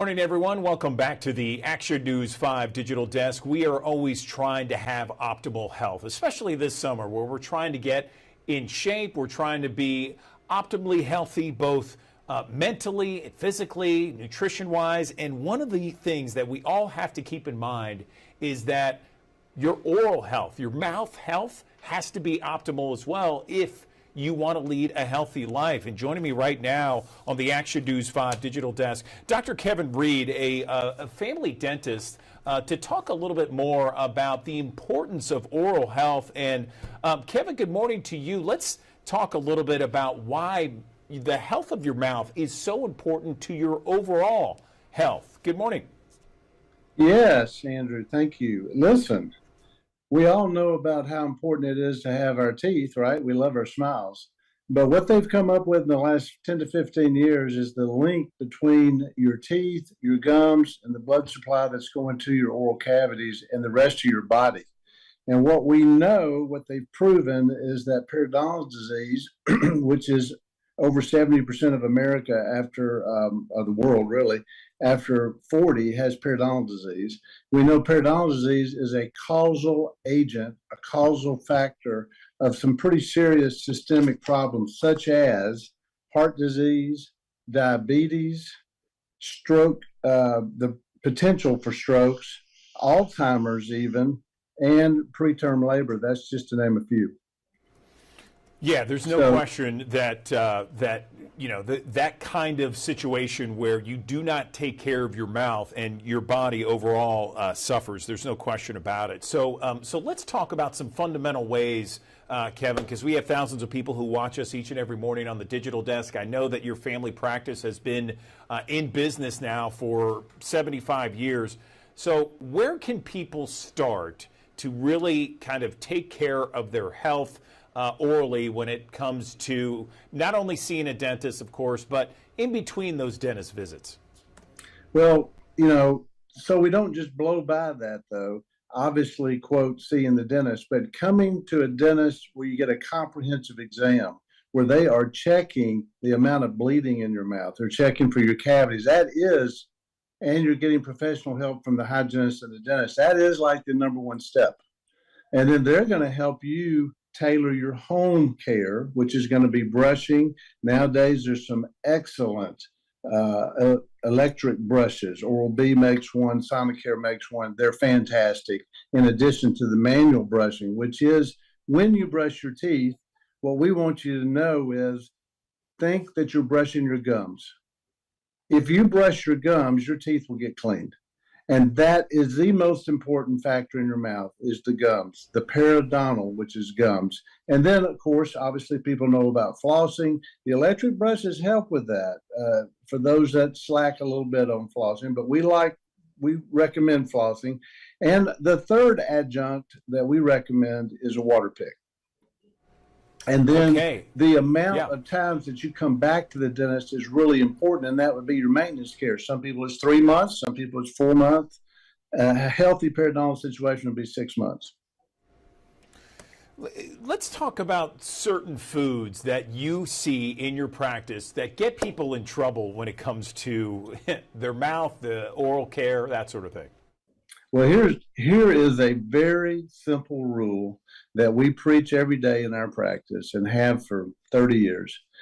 They've done studies about the amount of sugar that is retained in your saliva. And so let's be clear about one essential rule, and that is cavities can only start by sugar. So every time I have something with sugar, a lot of times it's liquid. It could be my coffee. It could be the morning Coke. That's not a problem if you have it in 30 minutes. The problem is every time you sip a drink that has sugar or eat a food that has sugar or a food that is a carbohydrate that can turn to sugar, every time you do that, your saliva retains enough sugar for 30 minutes to cause decay. So then when you put on top of that, whatever your genetic makeup is, if you happen to have hard teeth, that may not be as big a factor. But if you've got softer teeth, that's a huge factor. So sugar is the number one element. We call it the 30-minute rule. Just remember, every time you have sugar in any form, it's a 30-minute rule. It's going to be in there for 30 minutes. So if you do that all day, you're bathing your teeth. And that is really the number one thing, is sugar. Now, I tell our patients, don't worry about your meals. Breakfast, lunch, dinner, have sugar. It's not a problem because what do we know? Even if you don't brush, now if you went and brushed, it would be gone, right? But if you don't brush right after the meal, we know it's going to be gone in 30 minutes. So the number one way to take care of your teeth is regular visits, but eliminate sugar between meals. You can use fake sugar. I'm not going to speak to whether or not fake sugar causes other problems. That's beyond my expertise. But fake sugar does not cause decay. Yeah, no, that's good advice. Sugar causing cavities, that's huge, Kevin. Thank you. What about oral cancer and how prevalent is it? Ways to prevent it, that sort of thing. Again, we go back to the same theme. That is one of the most important things we're going to do in your checkups. Your initial checkup, your follow-up maintenance checkups, we're going to be checking. And the best way to check for oral cancer is visually. And we do palpate and we look at the tongue and different areas that you can't see. But visually is the number one way. There are other devices out there that can shine a light, that can show areas of concern. Certainly, if we see an area of concern, we send you to an oral surgeon and they do biopsies. You want to eliminate things that potentially cause cancer. And let's talk about such as smokeless tobacco, such as regular smoking, cigars, cigarettes, that sort of thing. Let's go to the prevalence of oral cancer. It is on the rise. It has become a very significant health risk. I've been doing this 43 years. I know. I only look like I've been doing it 35, but I've been doing this 43 years, and the amount of cancer that we saw 40 years ago was nothing compared to the amount that we see now and send into people. Roughly 60,000 new cases in the United States occur every year. That's a lot. So oral cancer, big, big concern. Where do people make the biggest mistakes, Kevin? You know, I think it gets back to regular care. I think the biggest mistakes are the perception that if I, as an individual, look in my mouth and I don't see anything and I don't feel anything, that everything must be okay. Unfortunately, by the time we see or feel, it's probably gotten to a point that now we're in more serious problems such as root canals, crowns, or extractions. So I think they get in the mistake of not doing the daily maintenance and not doing the however much you need to do during the year, 1, 2, 3, or 4 visits with a dentist. I think that's the biggest mistakes, and too much sugar. People don't understand about sugar. Again, I go back to that. People would say, well, Doc, I only have 1 Coke a day. I go, that's fine. How long does it take you to drink your Coke? Well, I keep it on my desk and I have it all day long. So it's not quantity, it's frequency. And so I think sugar, I think lack of daily care, I think lack of regular maintenance visits with your dentist. That's the 3 big areas. That's great. I appreciate that. 3 big bullet points right there. Anything else before we let you go, Kevin? This has been very informative for our viewers. Well, I would just encourage you to find a dentist, Google them. We've got a fun documentary you can see about our practice, but there's 8,000 dentists in Shelby County, and they're great.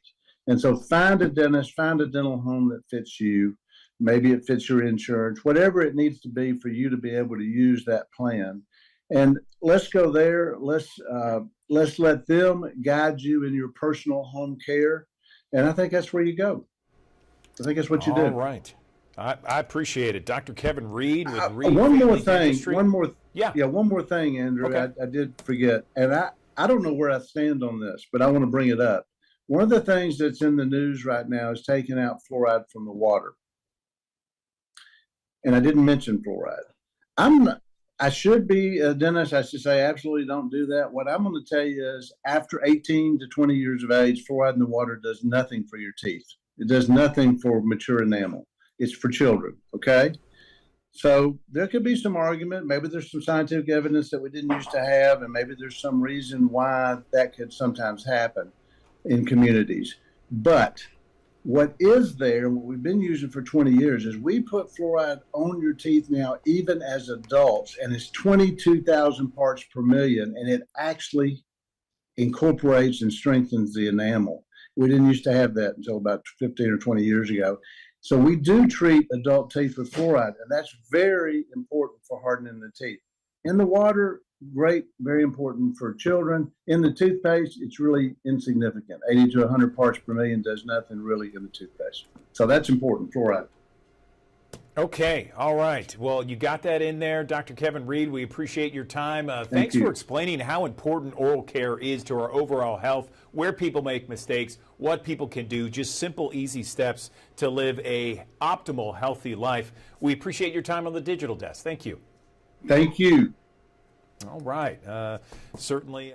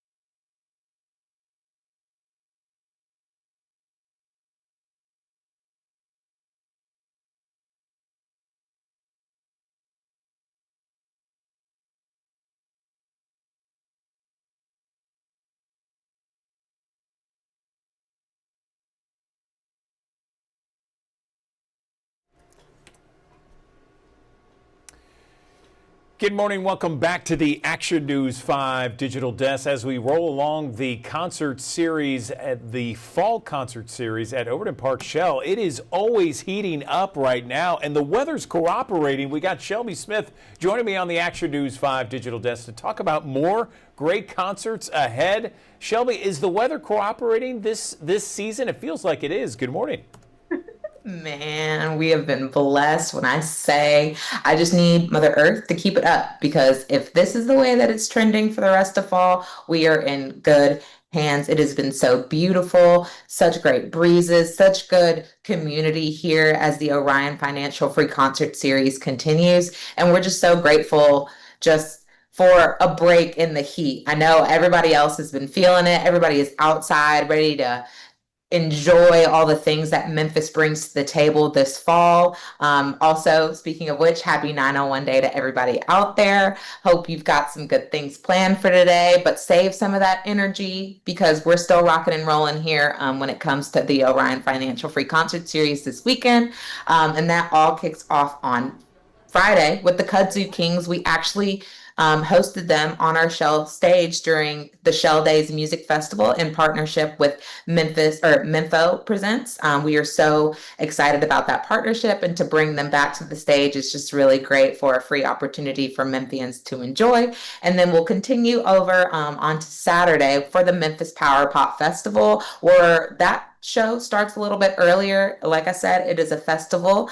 So we're bringing 3 different bands to the stage for that. One of them being the Connells, and then they're also going to be sharing the stage with the Sunny Wilsons and Your Academy, who are based out of Memphis. So a lot of great music, a lot of good talent, both local and national talent that we're bringing here to the stage for the Orion Financial Free Concert Series. And yeah, the weather, like you said, is cooperating in the best ways. So we got to keep it up here. I agree with you. I love it. And when the weather breaks like it has after all those, heat warnings and heat advisories, to have the nice weather, it's like you just want to be outside and do stuff. And what better way than the Overton Park Shell or the mobile Shell on Wheels, right?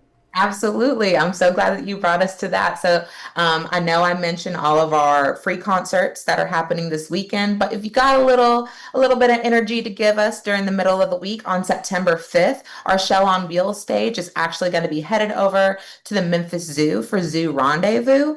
And I don't know if people out there have heard of this band called Smash Mouth. No big deal, but they're going to be performing on the Shell on Wheels stage. And anytime that we are able to collaborate and partner with our park neighbors, it's just so special. We share such a great space. So anytime we're able to uplift other people's programming and empower them with our sound, it's just a benefit. And again, Smash Mouth, which is pretty legendary, I would say. I'm pretty stoked for that one. That is amazing. Yes. Wow. So Zoo Rendezvous is a party in of itself. And now you have Smash Mouth with Shell on Wheels there. That is going to be a party to the max, no question. Quite a rendezvous, I would say. No pun intended. Yes. No question about it. What a great list of events you got going on, Shelby. What else? The fall is going to be crazy here, as it is across Memphis, Tennessee. I feel like you said, once the break in weather happens, people are ready to be outside. So they can come and enjoy our Orion Financial Free Concert Series, but we also have 2 upcoming Shell Yeah benefit series here at the Overton Park Shell, and those empower our Orion Financial Free Concert Series. So through our free programming, even though it says free, a lot of what we do, it comes at a cost to us. When it comes to our free concerts, those cost about $15,000 for us to produce. But of course, we want those to be accessible to our Memphians and our travelers and our music lovers from near and far to enjoy. But we do have to support those efforts. And those come down to the Shell Yeah benefit series. We have one on September the 18th, which is Big Crit. Very excited to bring him Mississippi Raw Rap. He is fantastic. If you haven't seen him, I believe he has performed over at Minglewood Hall before, but we're super stoked that he is making his Overton Park Shell debut. And then in addition to that, on October 10th, we are bringing Kingfish to the stage during the Memphis Country Blues Festival, which is such a tried and true experience here at the Overton Park Shell. So we are proud to continue that legacy and that series, but we're bringing some new talent to the stage with Kingfish. So definitely mark those on your calendars, get your tickets, because the Ticketmaster fees, we are going to be adhering to those whenever we are selling tickets at the door. So to beat, any of the wait time that you have here, definitely make sure that you grab those tickets online. And remember that all of those proceeds are going towards bringing more free music opportunities here at the Overton Park Shell. So it's kind of, it's a win-win no matter which way you look at it. I agree. And I mean, even if, all those free concerts throughout the fall season is amazing. And even this one, which is a fundraiser for the Overton Park Shell to support all those free concerts throughout the year. I mean, what is it, like $40 for a ticket? That's amazing 40, these days, 50 right? bucks. It's fantastic. And again, Yeah. think about it. When it comes to you're paying $40 to $50 or $50 to empower a $15,000 concert like that, you are able to measure your own impact here at the Overton Park Shell. So, and you know, I know times are tough for people financially. If you can't get out here for the Shell Yeah Benefit Series, there are so many other ways for you to support our efforts here at the Overton Park Shell. You can donate, you can volunteer, you can just be kind of a megaphone to get the word out for the concerts or the opportunities and the experiences that we're bringing to the city of Memphis. So, you know, whether it's your dollars or your time, we are just so happy that people are standing beside and behind our mission and have done so since 1936. So any of those efforts that you provide for us, we are just grateful for those benefits.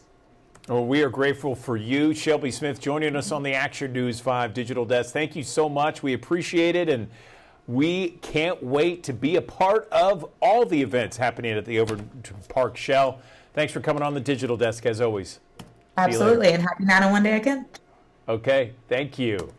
Another live look from our High Five camera as we go to break on this beautiful Monday. Yes, it is a 901 day. It is Monday. It is Labor Day.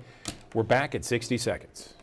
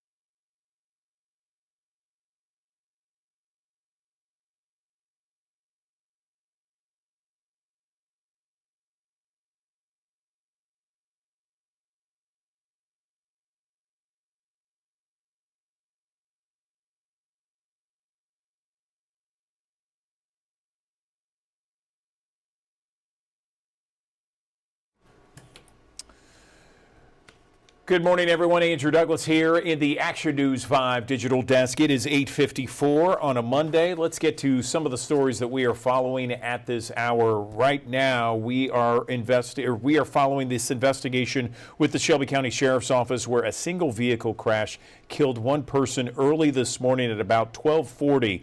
Deputies say they responded here. This is Smith Farm Road near Walnut Grove. When deputies arrived, they found a vehicle drove off the highway, hit a tree, caught fire. The fire department was on the scene, extinguished flames. Deputies say the driver was pronounced dead on scene. This is an active and investigation is currently underway. Another video here, police showing, let me get to this video. Memphis police released this video. 3 men robbed an armored truck in broad daylight. This happened Friday morning outside the Kroger in Whitehaven. The truck driver forced to the ground here at gunpoint. Memphis police say the 3 then pulled behind the Loomis truck, all of them with rifles. 2 of them forced that employee to the ground. The 3rd stole 2 bags of cash and then drove off in a black Nissan Murano with temporary car tags. Last seen headed north on Elvis Presley toward Rains Road. If you know anything, please call or text Crime Stoppers. You can do so anonymously and be eligible for a reward. That number is 901-528-CASH. Memphis police investigating a crash that killed one person. This happened over on Shelby Oaks Drive near Bartlett Road. This happened Saturday night, 10 o'clock. Investigators say the driver of a Nissan Altima headed east made a U-turn, collided with an ATV headed west. ATV driver was sent to the hospital, non-critical condition. The ATV passenger died on scene. No update on the condition of that Altima driver.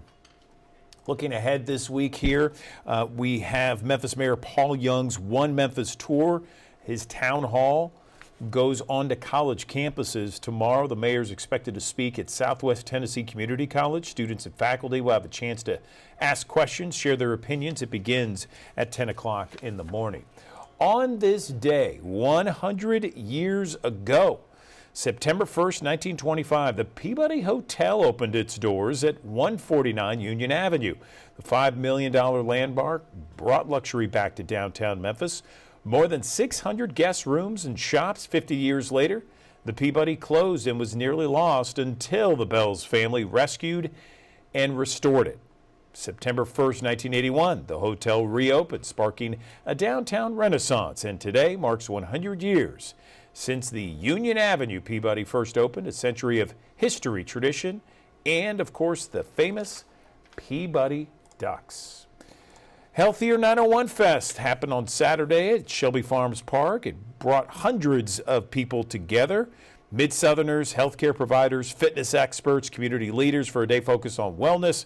Patrick Ellis, Kim Clark were out there with you getting fit on a beautiful Saturday morning and afternoon. How about that stuff? All right.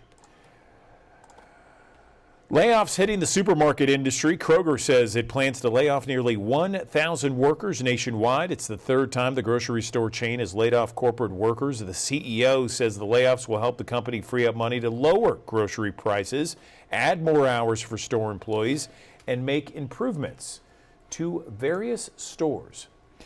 University of Memphis police investigating a hoax threat that was made yesterday on the main campus. Police came to the university to assist in this call. All information indicates it was a hoax. The FBI is currently investigating at least 10 university threat hoaxes all across the country, including at the University of Arkansas, the University of Georgia, and the University of Tennessee at Chattanooga.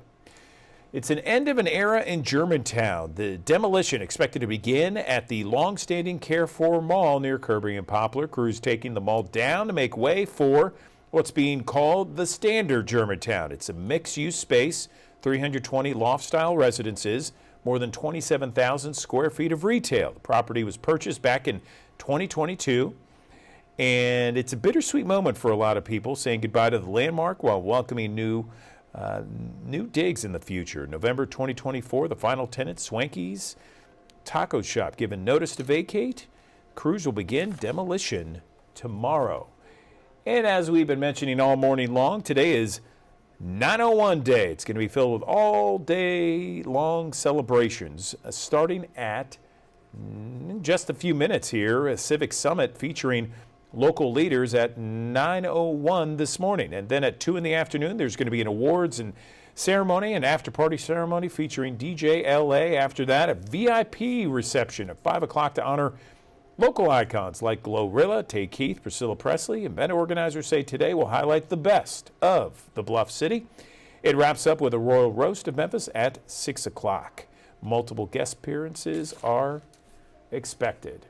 Let's get a check of our forecast now with meteorologist Patrick Ellis. Thanks for joining us here on the Action News 5 digital desk here on this Labor Day 901 Day as well. A great day of weather setting up for us. Starting off with a few clouds, but giving way to a bit more sunshine breaking back out through the course of the day. Temperatures warming up into the upper 80s and near 90 degrees through the course of the afternoon hours. A seasonably warm day, actually right on par for where we should be for this time of the year, with the north breeze coming in around 5 to 10 miles per hour. Tonight, clouds will be gradually on the increase, upper 60s the call, with a few showers possible. Northeasterly breezes coming in around 5 to 10 miles per hour. I want to give you a first alert, though, to some spotty rain chances coming back as we head into your Tuesday, Wednesday, Thursday. A lot of this week will feature at least a shot for a little bit of rain each and every day, but will it be in every location? No. Will it be a situation where we could see a few hefty downpours? It's a possibility, not completely out of the realm of possibility here today. So when we look at the chances for rain, probably our best chances coming in here on your Tuesday, Wednesday and Thursday, still some opportunities. Nonetheless, we may need to adjust those rain chances as we go through the course of time. Friday looks to be drier, and then Saturday there may be another shot for rain to come back as we head through the back end of this week. So some morning cloudiness giving way to more sunshine breaks as we head through the course of the day. A couple of isolated downpours. Probably our best chances closer to Pickwick Lake, northern Mississippi for those chances here this afternoon as we warm up into the upper 80s near 90 degrees. We'll start with partly clear skies, but giving way to mostly cloudy skies heading into your Tuesday. Temperatures will ease down into the upper 60s, close to 70. A chance for a few isolated showers. A few more will come and go throughout the course of the day. That could have some impacts for your afternoon and evening commute, and temperatures hanging out in the middle to upper 80s. Those showers and storms will tend to fade away. We'll do the whole process over again more than likely on your Wednesday. Spotty activity once again. Won't be for everybody. If you do get caught underneath the downpour, though, at least that will help you out with your backyard, and hopefully you won't have to use the sprinklers all that much. There's another front that will be on the move on Thursday. They'll kick off a few more shower and storm opportunities for Thursday afternoon and evening as we get that little bulb of moisture moving into the area. And that next bulb is a little bit more invasive coming up on Saturday. Now, I will say this. The European model is a little bit aggressive on this one, showing this system coming down the pipeline. Right now, we're going to keep the rain chances on the lower end of the spectrum. And the reasoning why is probably because, again, we're just now starting to see this emerging in the guidance. So we don't want to be too gung-ho and it starts to fall apart. But I do want to give you a first alert that there's that chance for some rain that could have some impacts on your upcoming weekend. And of course, you see part of the reason why there's a surge of moisture that comes in here as well. Stay up to date with the very latest anytime and everywhere on the Action News 5 First Alert Weather app. You can download it in the Google Play Store and the Apple App Store. High near 90 for today, a mixture of clouds and sunshine. We'll go 86 for Tuesday, Wednesday, Thursday. Each day features a chance for a few showers here and there. Overnights will be generally in the middle and upper 60s. We'll get another front to come through here, but that front will just usher in some drier air, at least briefly drier air moving into the fold as we head towards the back end of this week. Temperatures will still be able to nudge up towards 90 degrees on Friday. Saturday, more clouds. And again, the question mark is the chances for a few showers to come along with that next system that comes down here with a little surge of moisture. By Sunday, the drier air eventually starts to win out as high pressure nudges in from the Great Lakes region. That will help to bolster our temperatures back up to the upper 80s near 90 degrees as we head towards the second full week of September.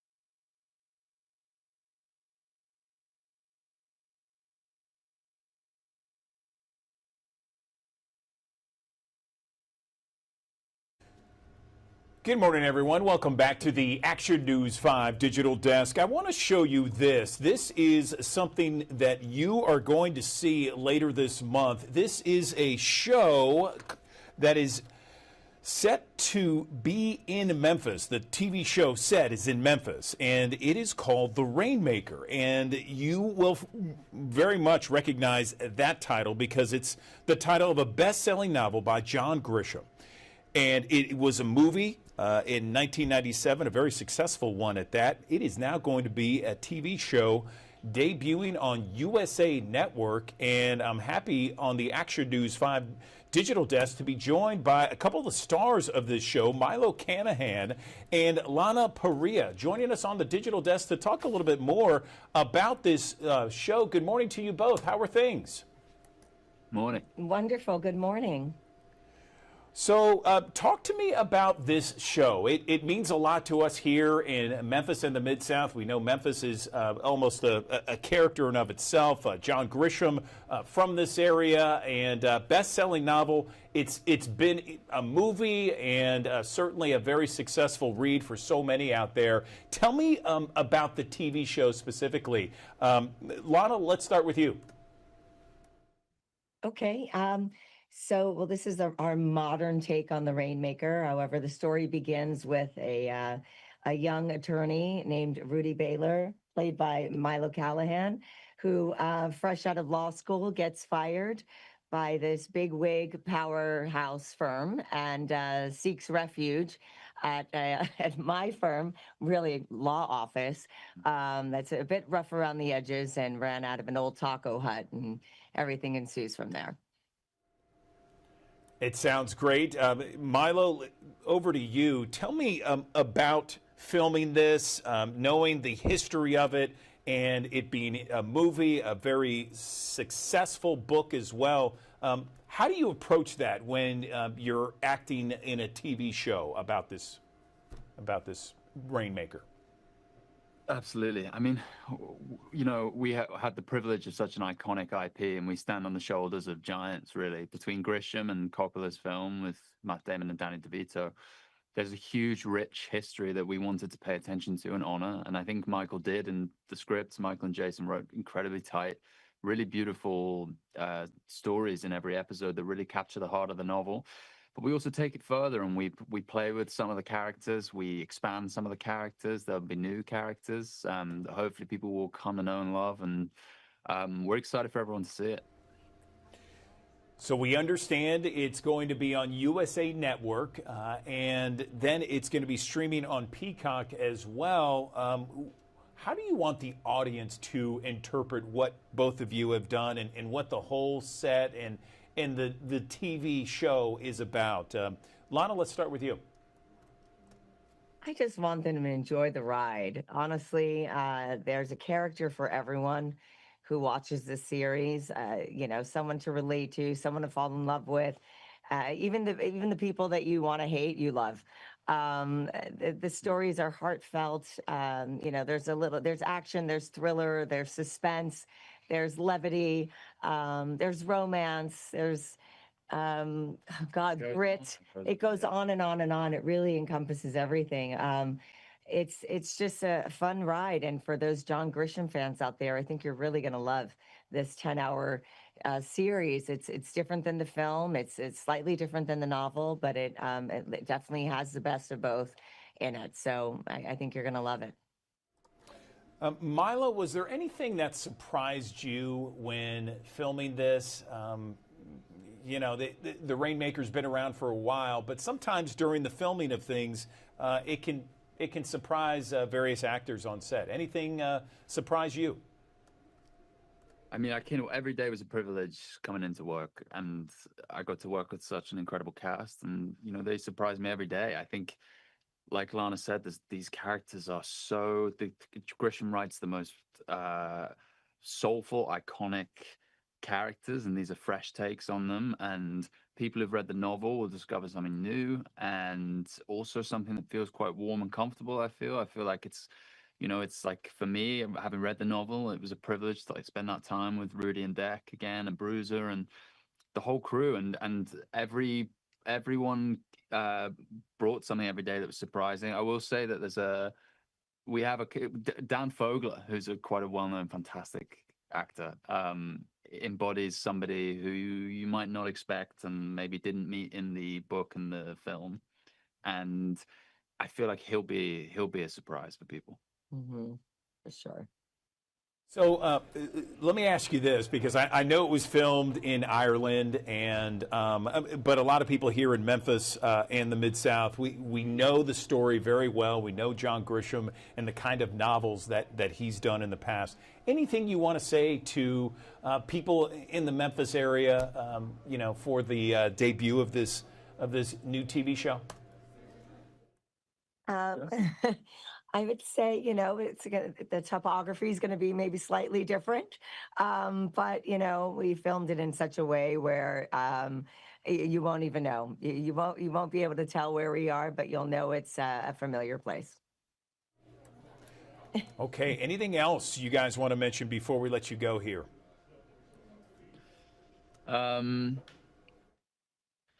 Just to say that I feel like we were literally just sat chatting then, and this felt when we were doing it like a really special adventure and journey to go on with these characters. And we got Grisham's seal of approval.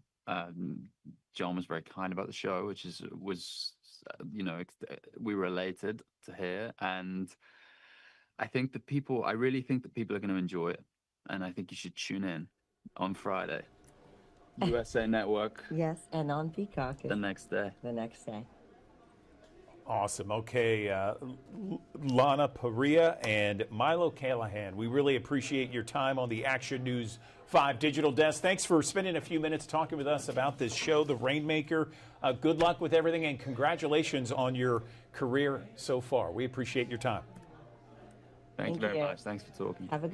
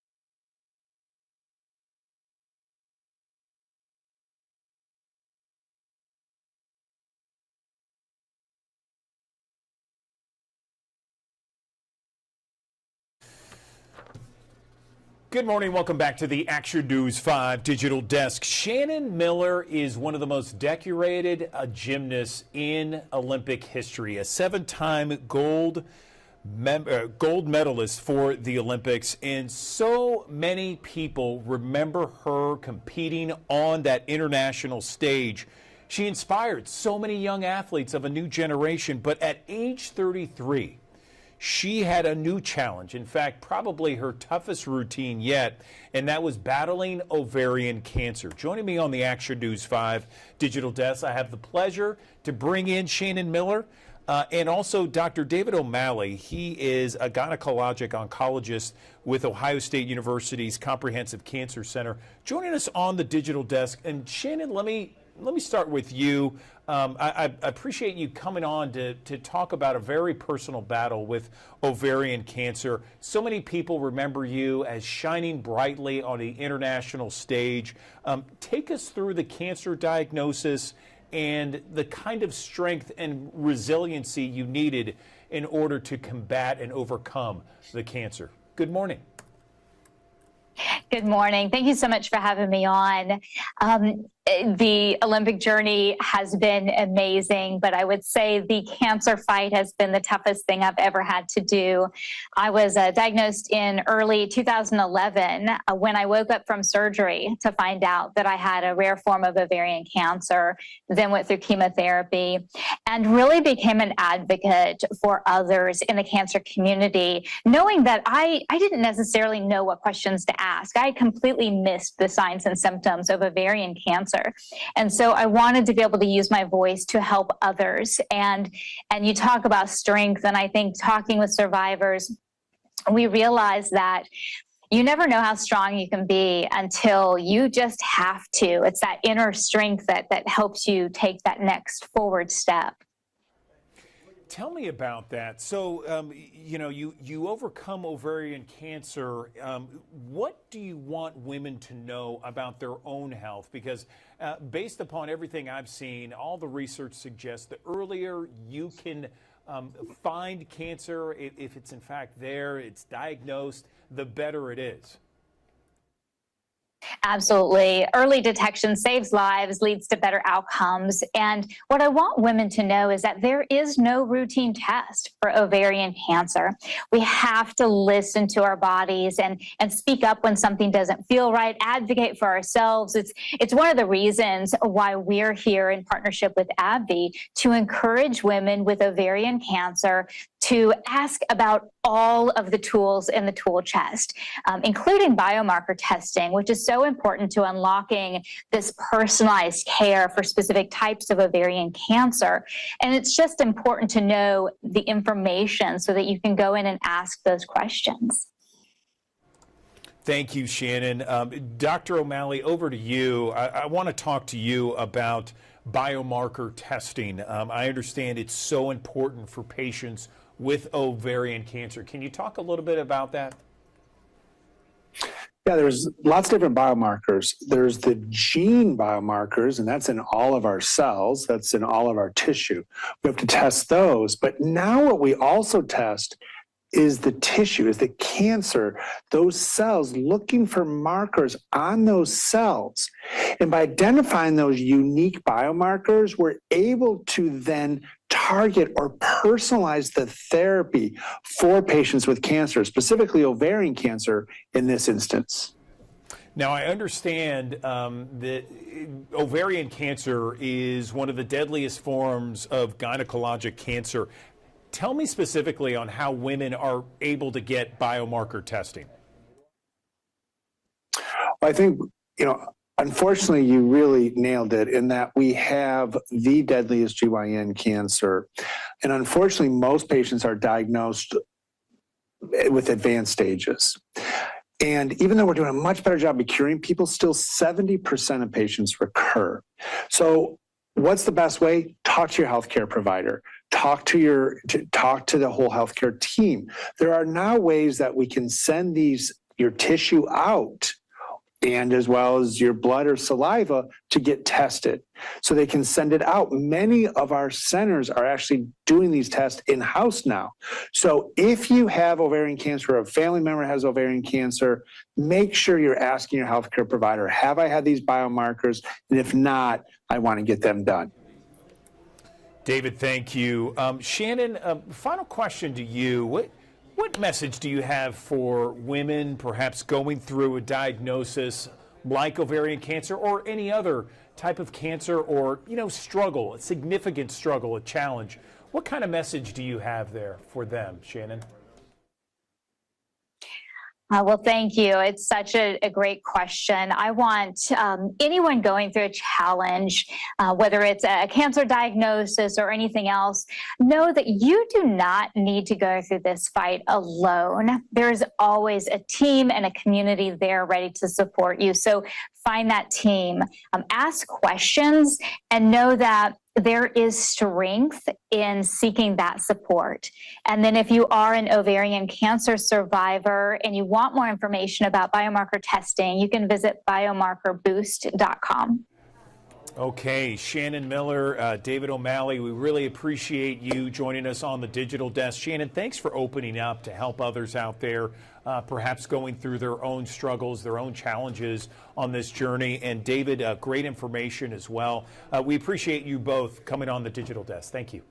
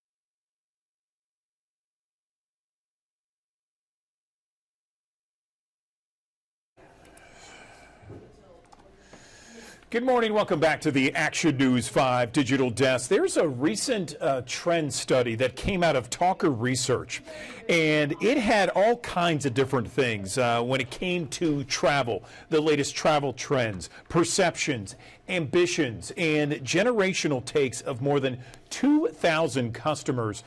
On the Action News 5 Digital Desk, I am joined by Van Darden. He is Director of Media Relations for Talker Research. They did the study. Definitely want to do a deep dive on this, Van. So tell me more about the study and what did you find most interesting? Good morning. Good morning. This year's report gave us a really interesting snapshot of how Americans are traveling and how travel is tied to so much more than just vacation photos. So we've identified three major takeaways in this large data set. First, by the numbers, Americans travel 2.5 times a year, spending an average of $3,500 annually. And that's not including luxury or international travel. That's just on domestic travel. Our second big finding is that travel might lead to better mental health. So people reported feeling 67% better after taking a trip. And 40% of people with excellent mental health say that travel is a huge part of their lives, versus 12% of people who would have poor mental health say that travel is a part of their lives. And then third, how technology and social media feeds into inspiration sources. So, for example, YouTube came out overall for the #1 place that people go to find travel inspiration. But Gen Z is turning to TikTok to get inspired, and millennials are embracing some of these emerging AI tools like ChatGPT to get inspired on where to travel and even to help plan their travel. I was going to ask the generational stuff. It's interesting, no question about it, the different generations and where they go for travel ideas and you know, just kind of influence, that sort of thing. What are some of those trips that are on people's wish list, Van? Yeah, we asked a bucket list for people to rank their bucket list. And the #1 that came out on top, 32% of everybody we talked to said their bucket list dream vacation would be taking a road trip across the USA. So that was #1. There were some others internationally that came out on the top 5, exploring Paris, seeing the Northern Lights in Iceland, seeing the cherry blossoms bloom in Japan, and then coming to New York to visit the Statue of Liberty. All of those are on the top 5. I think what we found from a trend standpoint is that domestic travel really is trending across the top 10 and the top 20, even for dream vacations. People want to see the USA. You know, interesting, Van, I was looking at some of the results from that study, and it sounds like mental health played a part in just travel overall, right? That's right. That's right. So again, feeling better while traveling is really what came out of the data, or rather maybe feeling better because of traveling is what came out of that data. Again, we talked about 67% feeling mentally better after a trip. But what we got really into, and again, you can go to talkerresearch.com/travel, see the full results of this massive trend report. But that people who feel better mentally travel more. And I think that there's a correlation there that we really started to dig into, that again, 40% of people with excellent mental health say that travel is a huge part of their life. So there's clearly some kind of link between getting out, seeing the world, or even seeing the country that you live in, and just feeling better about life. I think there's something really interesting to be said about that. No question about it. Not surprising to me. Certainly you feel kind of refreshed when you're getting out of town and just kind of getting out of the rat race that many of us are in. Did you want to mention anything else about some of the different generational things you saw in this study? I know you mentioned YouTube and TikTok, that sort of thing. Yeah, so social media definitely was a part of it. I think what was interesting is that millennials came out as the most travel hungry of all the generations. They averaged 4.2 international trips in their lifetime. It may not sound like a lot, but 44% of boomers told us that they have never traveled abroad. So big difference there. And again, not just social media for inspiration, but how people interact with social media is quite a bit different generation to generation. 39% of everybody we surveyed said that they feel pressure to post vacation content on their social media, but that number jumps a lot higher the younger that you go. Gen Z and millennials, maybe unsurprisingly, feel this stronger pressure. 55%, 51% respectively feel the pressure to post social media content when they're traveling. Boomers, on the other hand, just 15% say that they feel pressured to pull out their phones and post while traveling. Then, of course, there's that do it for the gram mindset we've heard of. 1 in 3 people, and that's according to every generation, including boomers, say that they have done things while traveling just to take a picture to post it on social media. Got to do it for the gram. I'm sorry, that's terrible. I'm just kidding. That's, hey, look, it's research, right? It's what you found in research. Van, thank you so much. Interesting trends. Tell our audience one more time where people can see the full study, because you guys interviewed like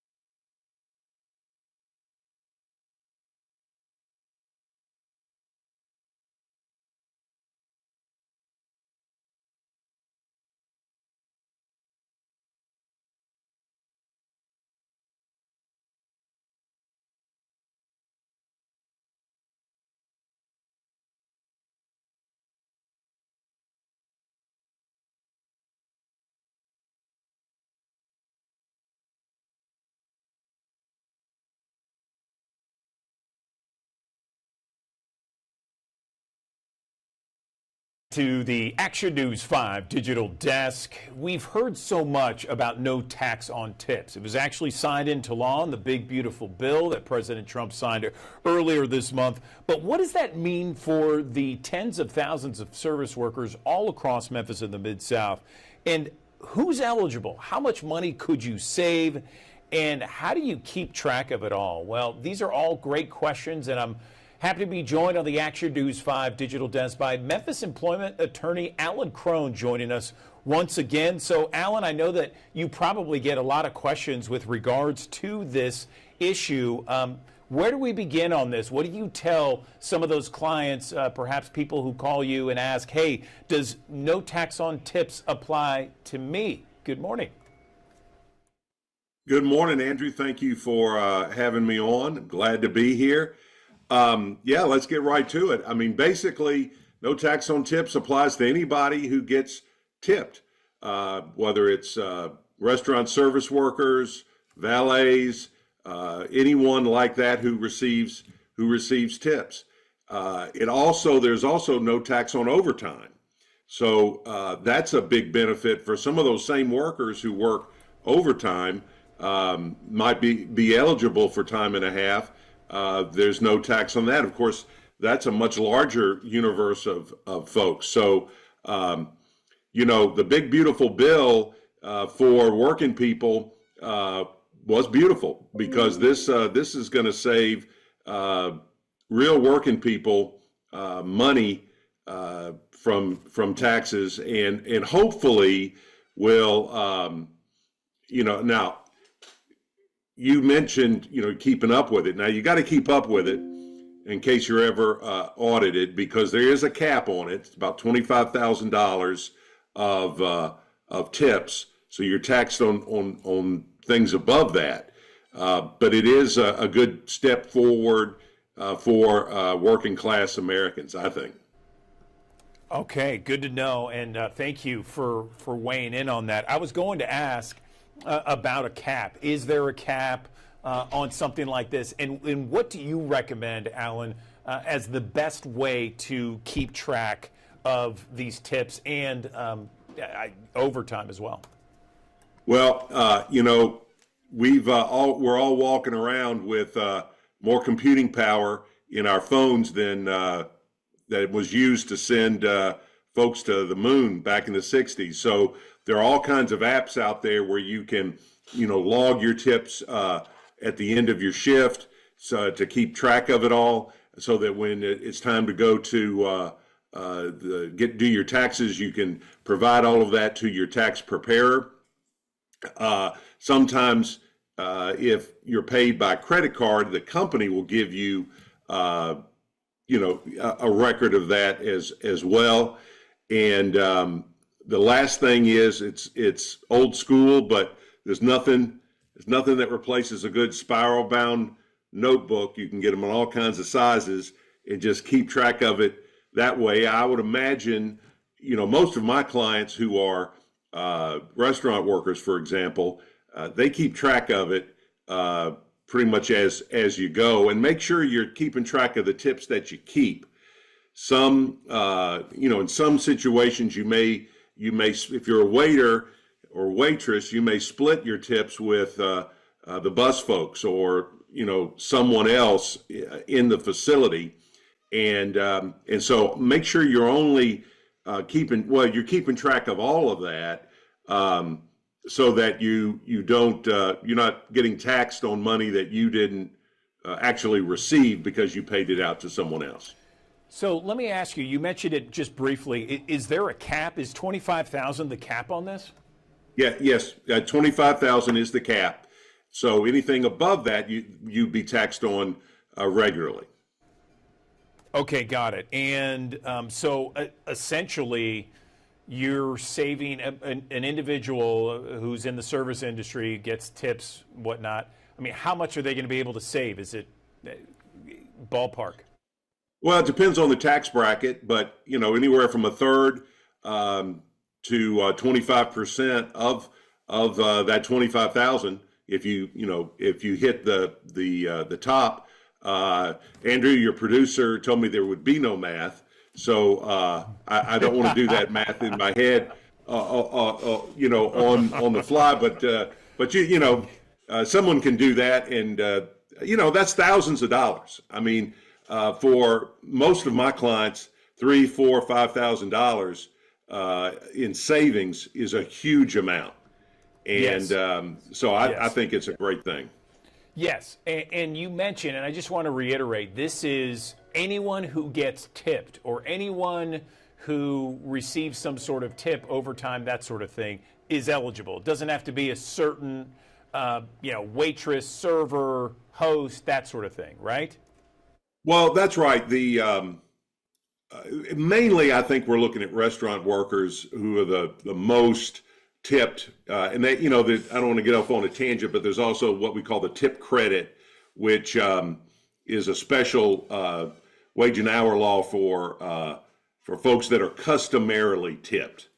And if a large part of your revenue or compensation is tip based, then this applies to you. And then if you're eligible for overtime, the overtime element of this applies to you as well. Anything else you want to mention before we let you go, Alan? This has all been very helpful for the thousands of people who watch us each and every morning.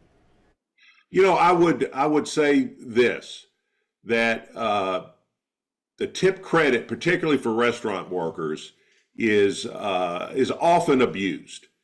And so if you feel like if someone feels like they're sharing tips with people they shouldn't be sharing tips with, or you're not getting credit for all your tips, then you ought to go see the Department of Labor or an employment lawyer about that, because if people who are subject to it, and I'll tell other listeners and watchers too, most waiters and waitresses are paid $2.13 an hour plus tips.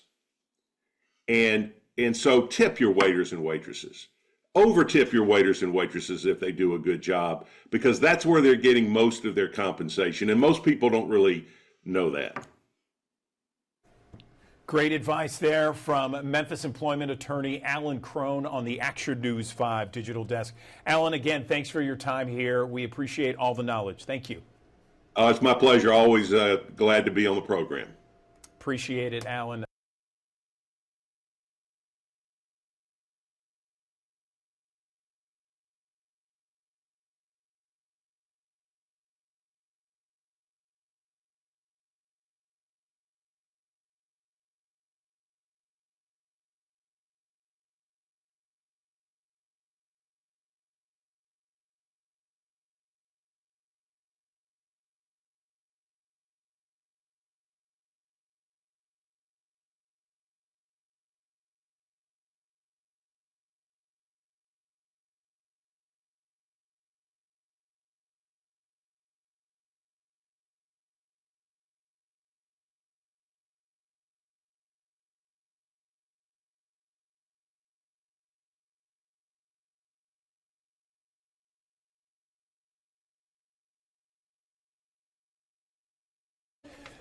Good morning. Welcome back to the Action News 5 Digital Desk. You know, we're coming towards the end of the season where the sun has been shining brightly, and so many of us have gone on summer vacations or have spent time at the pool, at the lake, at the beach. It's always a good idea to do a mole check from time to time and maybe, you know, figure out the best methods, the best ways to check to make sure that all your moles and there's no skin cancer, that sort of thing, because, you know, the sun can do a lot of damage very quickly. Joining me on the Action News 5 Digital Desk, we got Martin Fleming, doctor at Region 1 Health, also someone who is the division chief for surgical oncology at UT Health Science Center. Glad to have you back, Martin. I appreciate it. So where do we go? Where do we begin if we want to check for moles ourselves? Good morning.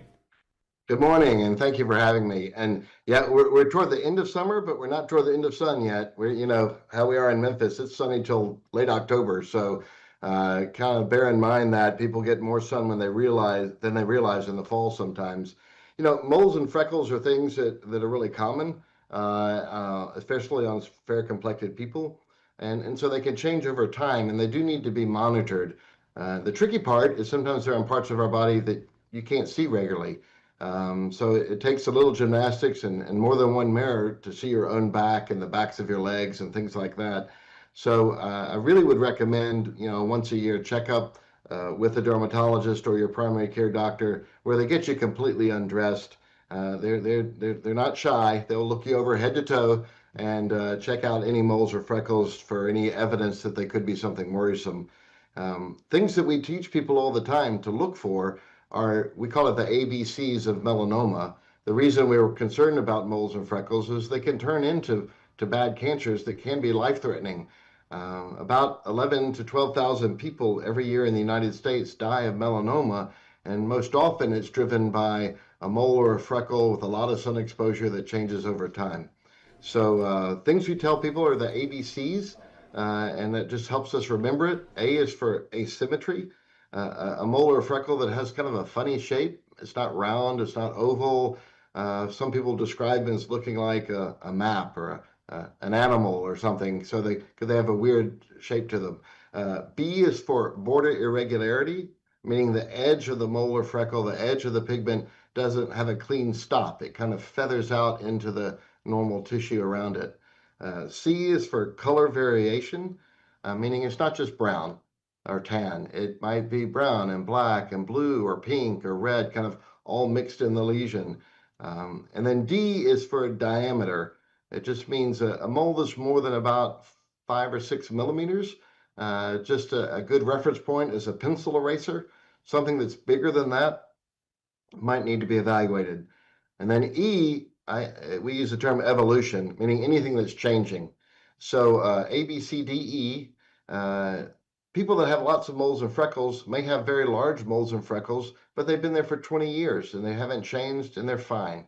So that doesn't necessarily mean that any one of these things is an indication of cancer, but those are all things that could be a hint that something needs to be checked on or biopsied in the office. Listen, I appreciate that, Martin. That was very thorough. I want to ask you this because I often get the question, and that is, could there be cancerous moles where you might not necessarily have exposed skin? Does that happen often?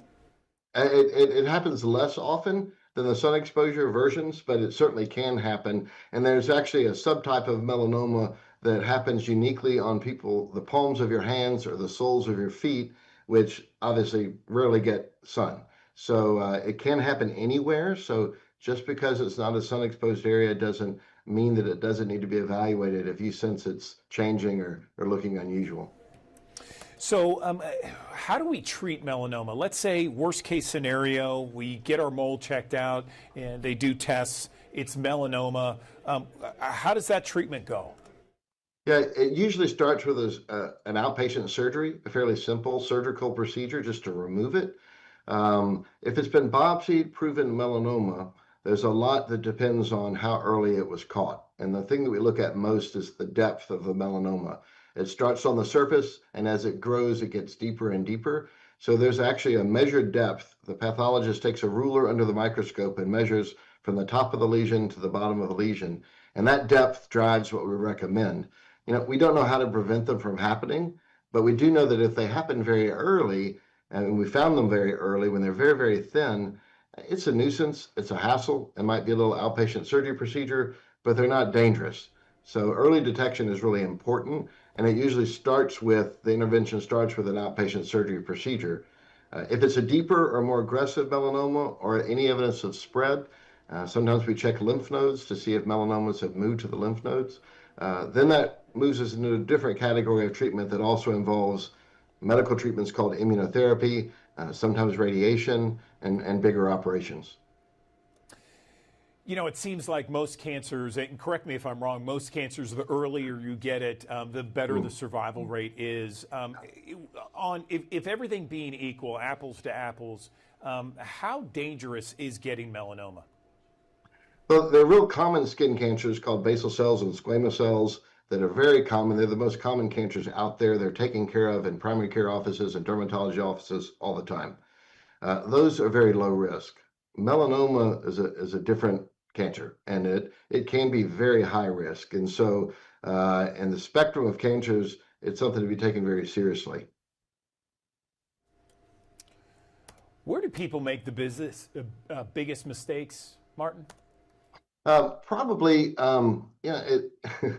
it starts when we're kids. Our sun exposure starts the first time you're out in the sun, and it accumulates over time.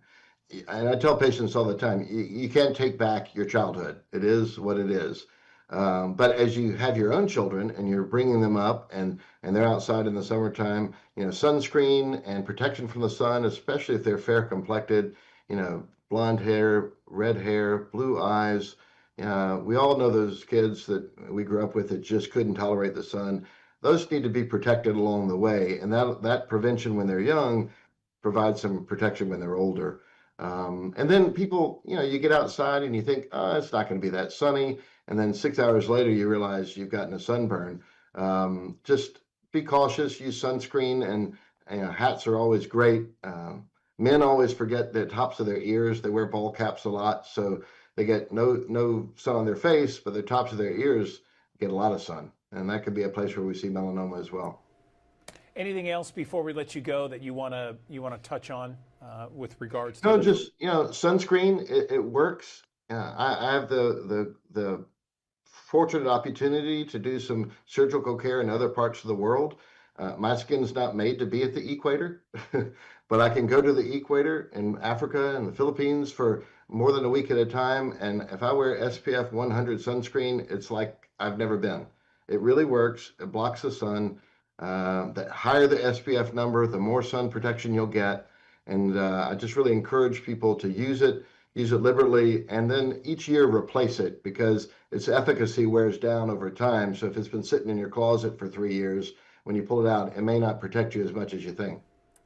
The minimum, I always hear SPF 30 as a minimum. Is your thought? Yeah, it can confuse people because, I jokingly tell people, a little bit of a bad thing is still a bad thing. So, I'm kind of an advocate that, we should all be white and pasty if we can and not get any sun. But the protection is not linear. In other words, SPF 50 covers pretty much 90% of the sun. You get above 50 and you're not getting twice as much protection, but you're getting more protection. So 30 hits at about 75% protection. So 15 is about 50% protection. So it's just a matter of how much sun do you want to have. And in my world, 0 is the answer. So I just tell people the higher the number you can find, use it. Gotcha. Well, Dr. Martin Fleming joining us here on the Action News 5 Digital Desk. Thank you for the insight with regards to moles and skin cancer and best practices, best methods to prevent melanoma or any kind of skin cancer from happening. We appreciate your time. Thank you. No, thank you for having me. It's always a pleasure.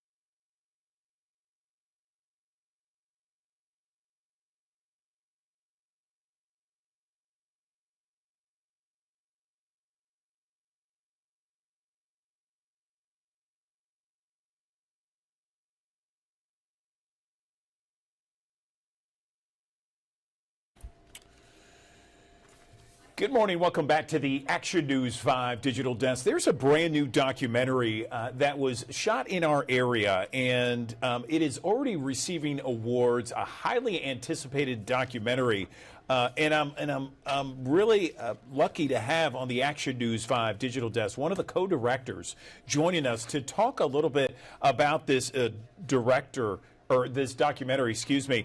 Andy McMillan is one of the filmmakers, and he is going to explain to us this documentary. It's called Mississippi River Styx, and I understand a little bit about the plot, but I want to hear it from you, Andy. Good morning. Tell us about Mississippi River Styx, and I understand part of the Mid-South is a part of this film. Tell me a little bit about the premise, and then we can get into some Q&A. Good morning. Sure. Good morning, Andrew. Thanks for having me. So Mississippi River Styx follows the story of Kelly Phillips, who finds out he has 3 months to live and decides he will spend his last days attempting to float the length of the Mississippi River in what is essentially a sinking houseboat. And we follow him on the full journey, and it has sort of everything you would expect from the Mississippi River for those that have spent time on it. The danger, the adventure, the sort of people that will give you the shirt off of their back. But then it's also animated by the sort of mystery around Kelly and what his true backstory is. But ultimately, it's really a film about something that's universal, which is grief. Yeah. Gotcha. And we have some pictures here of what I understand are pictures in West Helena, Arkansas, some of the areas where the filming took place. Can you explain what we're looking at? Yeah, so that's Tim Grant, my co-director, and Ben Joyner, who we see walking the plank there, holding the camera. So I met Kelly at a little bar in Memphis called Bar Dog. And a couple weeks later, we were on his boat floating down the river. And we were supposed to begin in Memphis, but when our crew flew in, we couldn't find him. And by the time we tracked him down, he was in West Helena. So our first 2 or 3 days were spent in that area. Gotcha. And I was reading up on this before our interview. I saw that this documentary, Andy, has already been critically acclaimed. Tell me about that. Yeah, we've been really fortunate. We had a great little festival run. We played 10 festivals. Our final, which is coming up this week, we won awards at half of them. One of which we won at Indie Memphis, a great festival that we really loved. We won, I think it's called the Ron Tibbett Soul of Southern Film Award. Yeah, so we've been really fortunate. You know, these are sort of tough times for the film world. So to have the run that we've had has been really heartening. Right. So this is about a middle-aged man who is reportedly dying of cancer. He has this wish of floating or going down the Mississippi River on this makeshift houseboat with his dog. He stops in this one little area, and people kind of question his story. Is that the basic premise here? Yeah, absolutely. I think one thing that was really fascinating to me about the whole story was Kelly winds up kind of being an invitation for people to project. So they bring their politics, their religion, and their ideas about how the end of a person's life should look to it. And a concept we had early on was that this story would be narrated by a daisy chain of unreliable narrators. So we use Kelly to kind of get a window into a myriad sort of points of view on grief, on the end of life, and on what it means to live with cancer. Interesting. Okay, so I know about Bar Dog. I've been there plenty of times, and I've been to West Helena as well.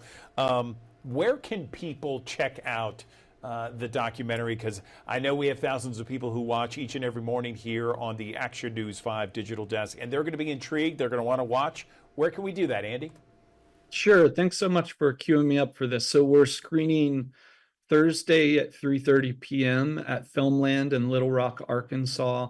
And then we are thrilled to announce that on August 22nd, we will launch our streaming premiere on a streamer called Documentary Plus, which you can find online. Excellent. Okay, Documentary Plus. Any other place? You mentioned Thursday, 3:30 in Arkansas. Any other place where it might be in theaters at some point later? Is it one of those things where it's kind of at some point, maybe later down the road, it may premiere in some other movie houses close by? Probably not in your area necessarily. We might wind up doing New York and LA premieres, but we're still kind of working out some of those details. But if you want more information, you can follow our film's Instagram account, which is at Miss MISS River RVERSTYX, and we'll be posting all of our updates there. Okay, Mississippi River Styx, co-director Andy McMillan joining me on the Action News 5 digital desk. Thank you so much for the insight. We appreciate it. I know a lot of people are intrigued and interested to watch it, so we'll definitely check out your social media footprint and see what's going on. And good luck and congratulations on the success so far. We appreciate your time on the digital desk, Andy. Thanks. Thanks so much.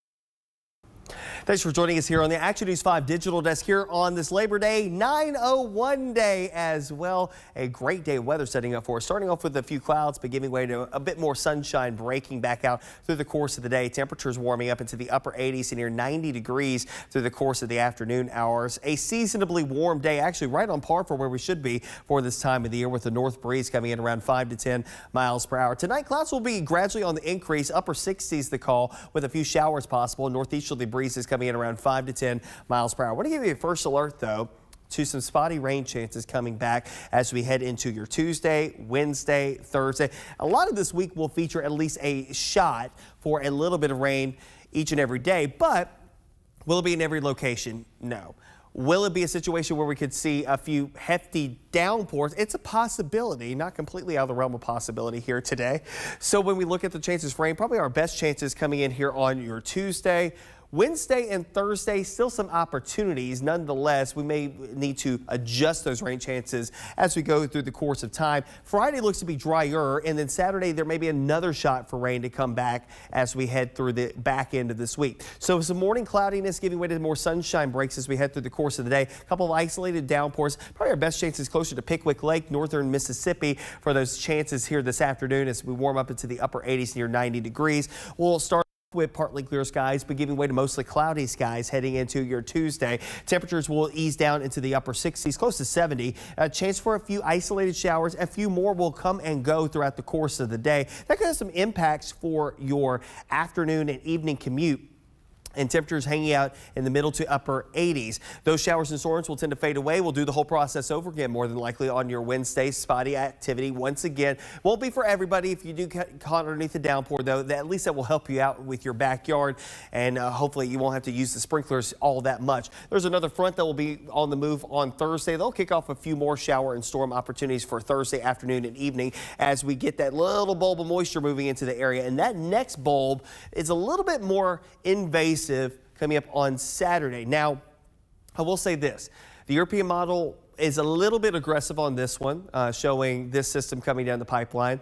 Right now, we're going to keep the rain chances on the lower end of the spectrum. And the reasoning why is probably because, again, we're just now starting to see this emerging in the guidance. So we don't want to be too gung-ho and it starts to fall apart. But I do want to give you a first alert that there's that chance for some rain that could have some impacts on your upcoming weekend. And of course, you see part of the reason why there's a surge of moisture that comes in here as well. Stay up to date with the very latest anytime and everywhere on the Action News 5 First Alert Weather app. You can download it in the Google Play Store and the Apple App Store. High near 90 for today, a mixture of clouds and sunshine. We'll go 86 for Tuesday, Wednesday, Thursday. Each day features a chance for a few showers here and there. Overnights will be generally in the middle and upper 60s. We'll get another front to come through here, but that front will just usher in some drier air, at least briefly drier air moving into the fold as we head towards the back end of this week. Temperatures will still be able to nudge up towards 90 degrees on Friday. Saturday, more clouds. And again, the question mark is the chances for a few showers to come along with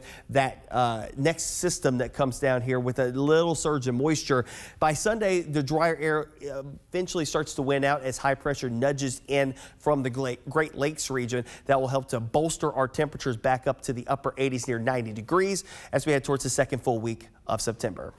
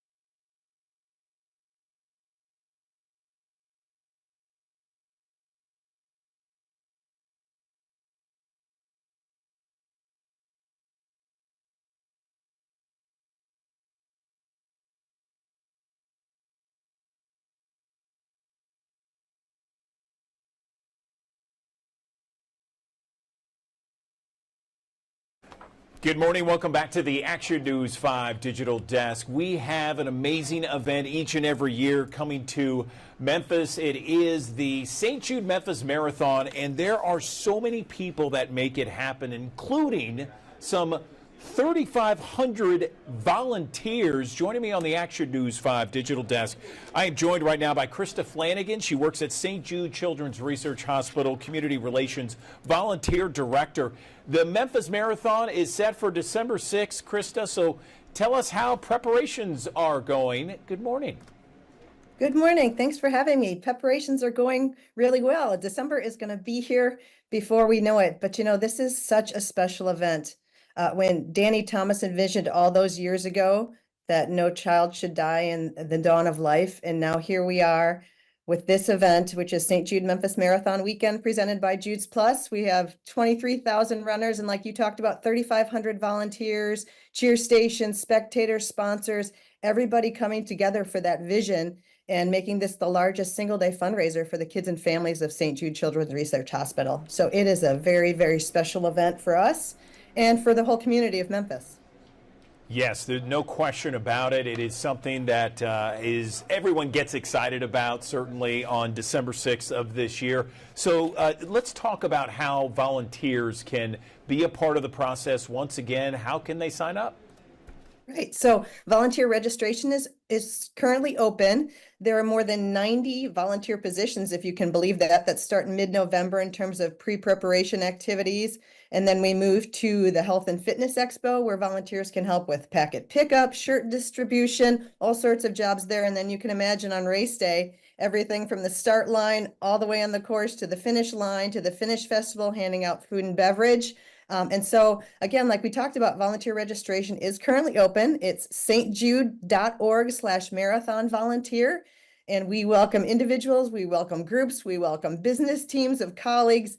The great thing about this event is there is a position for everyone. And so it's a simple registration process. And we would love to have everybody come out and celebrate and do this work with us.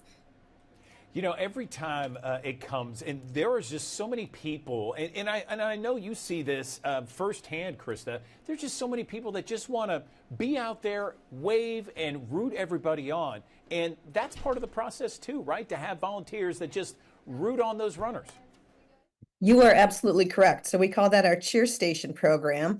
And so we work with groups of all sizes, from 5 to 6 people who are family members who want to come out, to patient families whose children have been treated by St. Jude, all the way up to businesses and corporations and fraternities and sororities. And so we have a simple form that they can fill out and let us know that they want to come. We'll designate a spot for them on course. We'll make it simple. We'll give them all the cheer items, pom-poms, poster making supplies, all the fun things that they can use. But as you can imagine, our runners, especially those going the longer distances, really need that cheering on. And our St. Jude Heroes program, which is our runners who do the fundraising, who help us raise that $16 million, they really need that help to be cheered on too. And so it's a really special program that we've created, that if you don't want to run, if you're maybe not interested in committing to be a volunteer, just come out along the course and really celebrate with us. We're trying to create this event as it's the first Saturday in December every year for Memphis, and it's a celebration not only of St. Jude, but of the city of Memphis. We have people coming from all 50 states, 20 plus countries, and this is really maybe the first time they see the city of Memphis, and it's an opportunity for us to get out there and show them what's so special. No question about it, and we're so proud to have such a gem like St. Jude Children's Research Hospital in our backyard, being here each and every day, and having the Memphis Marathon, having the St. Jude Dream Home, all these different events. Such a great mission statement, looking and providing cures for so many families out there, for so many young children. Anything else you want to mention before we let you go, Krista? I guess let's mention once again the website where people can sign up. Yes, it's stjude.org/marathon volunteer. And, we can kind of give an insider tip to all your viewers. So whether they're running, volunteering, or cheering, this is the year to get in, because next year's our 25th anniversary. And so those people that participate in those methods this year will get kind of first dibs to be part of the 25th anniversary, which is going to be so much more special this year. It's always a special event, but we know next year is going to be really important to us. So get in now. All right, Krista Flanagan, volunteers needed for St. Jude Memphis Marathon. It is December 6th, so it'll be here before we know it. We really appreciate you coming on the Action News 5 Digital Desk. Thank you, Krista, and all the best for that December 6th weekend. We appreciate your time. Thank you so much. We appreciate being on with you.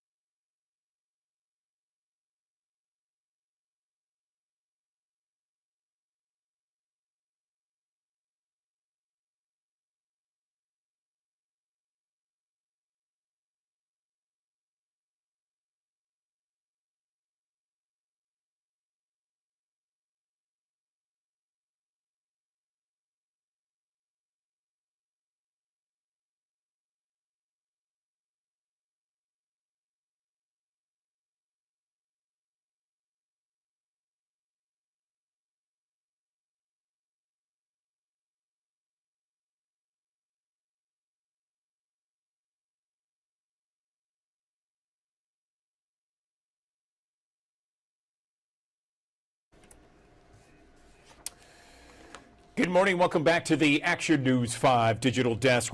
Government reports state that there are hundreds of thousands of people in our country who are being human trafficked right now. This is happening in plain sight. And on the Action News 5 Digital Desk, I want to talk with someone that can help us kind of recognize those signs. I'm joined on the Action News 5 Digital Desk by Brandy Bynum. She works at the Center for Countering Human Trafficking. She joins us on the Digital Desk to talk about this problem, this issue. What are the signs we can recognize and how we can report it? Brandy, good morning to you. So let's talk and get into this. How can we report these signs? How bad of an issue is it? And what should we be looking for? Good morning. Good morning. Thank you so much for having me. So today is World Day Against Trafficking in Person. So it's the perfect day to have a conversation like this. So first, I'd like to talk about what human trafficking actually is. It's the use of force, fraud, or coercion for somebody trying to obtain a commercial sex act or labor. And so that's the first thing, is that human trafficking is both sex trafficking and labor trafficking. And you mentioned at the top that it's a global issue. So it's happening right here in the United States, in our cities, big and small, our suburbs and our rural areas. And it's affecting men, women, and children. Yeah, no question about it. I want to get into some of the issues, though, that ways that we can report it and spot it. Absolutely. So some indicators that members of the public may be able to recognize is someone who doesn't have possession of their personal identification. We've seen that traffickers will take somebody's license or their passport to maintain control over them so they can't move about. Someone who may show signs of physical abuse, so various signs of bruising, or show signs of malnourishment. Someone who looks disheveled. Someone who doesn't have eye contact when you're holding a conversation with them, or their answers feel scripted. So those are some indicators that members of the public may recognize from a victim of human trafficking. Okay, and if we see this, Brandy, what do we do? How do we report something like this? Absolutely. So I encourage our viewers today to report to the DHS tip line. We investigate over 400 crimes here at Homeland Security Investigations, human trafficking being one of them. So individuals can report to federal law enforcement anonymously 24/7. Our hotline is available in multiple languages. If you potentially recognize a victim or may be a victim after hearing some of the indicators that we discussed today, I encourage you to call the National Human Trafficking Hotline. They provide and have contacts all over the U.S. with service providers that can provide housing, food, shelter, water, medical care. And so those are two hotlines, a hotline and a tip line that I recommend calling if you recognize human trafficking. Let's talk about maybe some common myths out there, some things that people don't necessarily agree with when it comes to human trafficking that you want to dispel right now. Absolutely. So we already talked about human trafficking happening here in the United States. You wouldn't believe the amount of people that I talk to across the nation that don't believe that it happens here. Number two is that it doesn't just happen to women and girls. It absolutely happens to men and boys. It's just unreported in that demographic. I mentioned labor trafficking. Labor trafficking is actually more prevalent across the world versus sex trafficking. But we typically talk about sex trafficking because it's easier to spot those indicators. And so there are millions of people across the globe, including here in the United States, especially in our rural areas, that are being labor trafficked, whether it's in restaurants or at hospitality or in agriculture on farms or at construction sites. And these people are forced to work long hours. They are forced to work with little or no pay, inhumane working conditions. And then I would say the last one is the difference between human trafficking and human smuggling. I see that getting mixed up all the time. So human trafficking is a crime against a person. Human smuggling is a crime against the border, and it involves transportation. So when it comes to human trafficking, somebody can be human trafficked right from their home. They don't necessarily have to be kidnapped or being moved from place to place. I appreciate you explaining the difference there, Brandy. Thank you so much. So how can communities, how can just everyday Americans, how can we take action and prevent human trafficking? The number one thing is to get educated about the crime. So we've talked in the couple minutes that we've had together this morning about what the crime is, some indicators, but there is not enough time in this segment to talk about all the things. So I encourage people to go visit our website at dhs.gov/blue campaign to get more information. Our campaign is federally funded. So everything that we have and everything that we provide is absolutely free. Last year, we sent out over 2.8 million pieces of public awareness material. So whether that was posters or indicator cards or toolkits, please just visit our website. We have all different things on there for people to either download and print at home, or we'll ship to you for free. Free training. We'll even send people out from my team to come talk to your community members or your school groups, young people, old people, whoever, just to get the word out. So education is key. And just have a conversation with somebody about human trafficking, because I think the more we talk about it and we reduce the stigma about the crime, the more lives we could potentially help save. You know, Brandy, I saw a number that said hundreds of thousands of people in the U.S. are suspected of being human trafficked. Is that accurate? What numbers are you seeing? It's actually much higher than that. Globally, we're looking at a little over 27 million people that human trafficking affects. And so I know that's a very large number, but we have to remember that human trafficking is comprised of both sex trafficking and labor trafficking. So we talked a little bit about labor trafficking with the long hours, the no wages, but we also have to talk about forced labor in the supply chain. So we have to be smart consumers because there's a lot of things that we may purchase from overseas, off of different platforms that may be produced by forced labor. So I like to think if something is super cheap, but I'm buying a $1 shirt, that person who made the shirt is probably getting pennies to the dollar. And so when we talk about how trafficking affects us globally and even here in the United States, we have to include that piece about the forced labor in the supply chain, in addition to domestic forced labor and sex trafficking.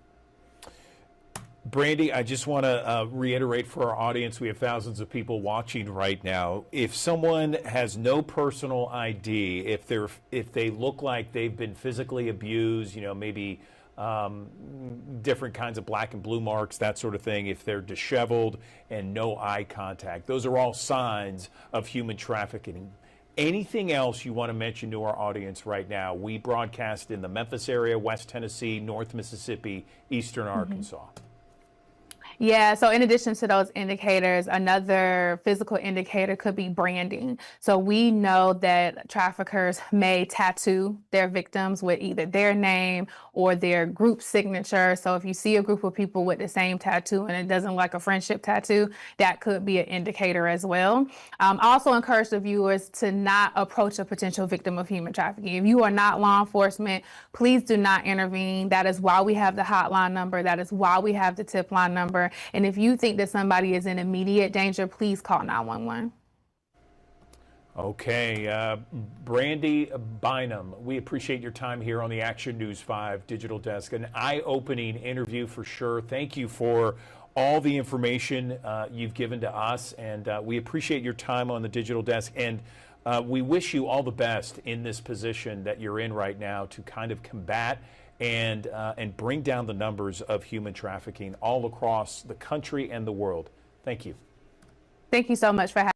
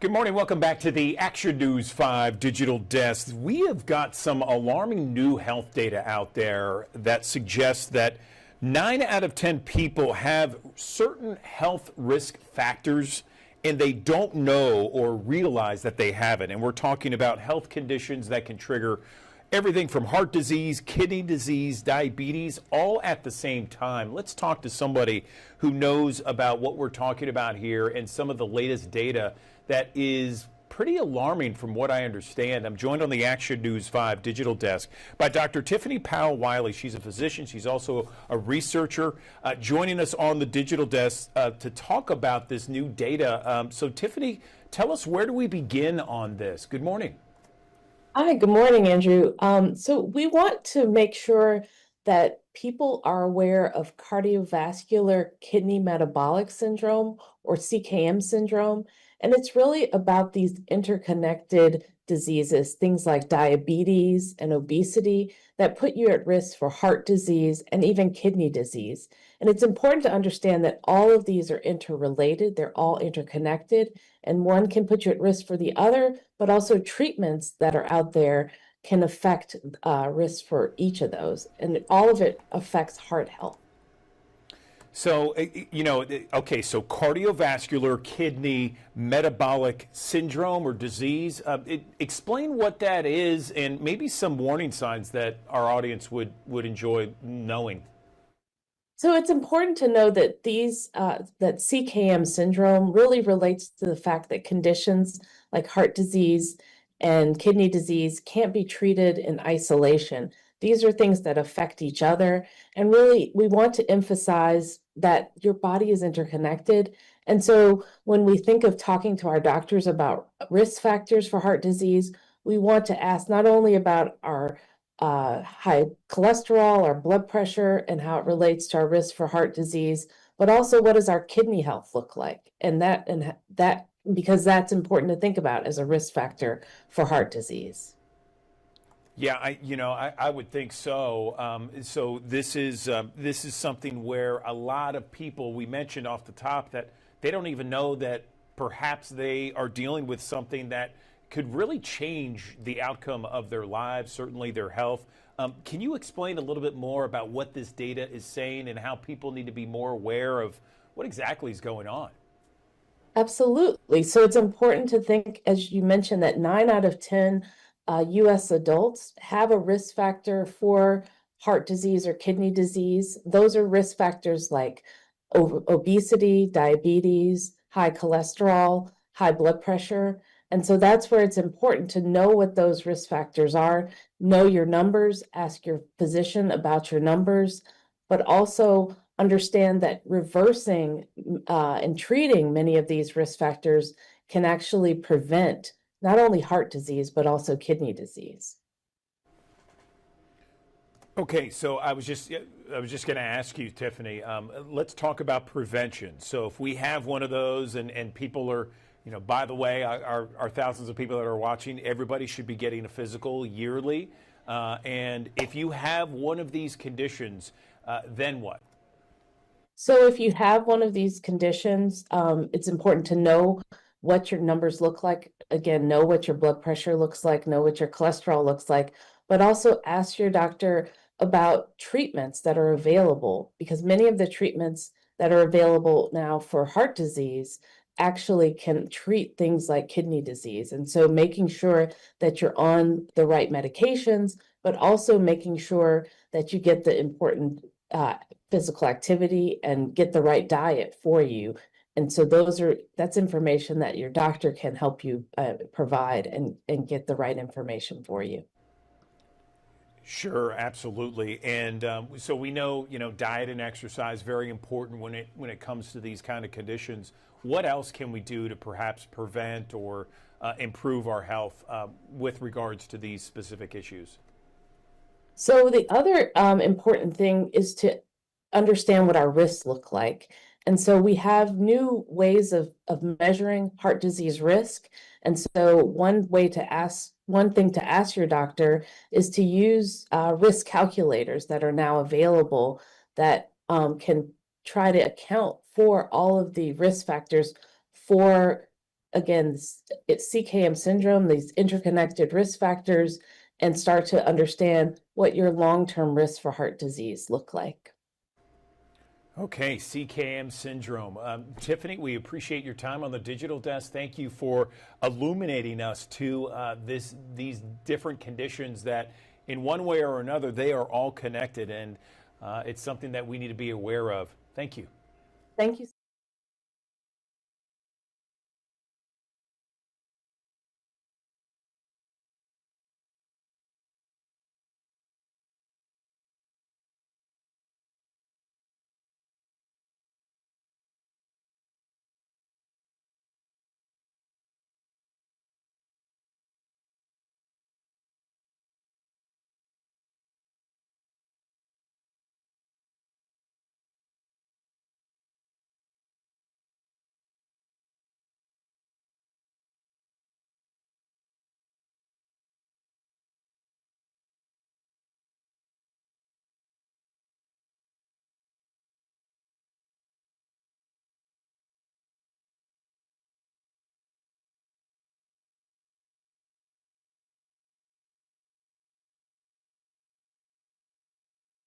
Welcome back to the Action News 5 Digital Desk. I want to tell you about a new procedure that St. Francis Hospital is doing. It's called an endoscopic sinus procedure. And you know, here in Memphis in the Mid-South, allergies are a big deal. Sinuses, certainly people suffer from.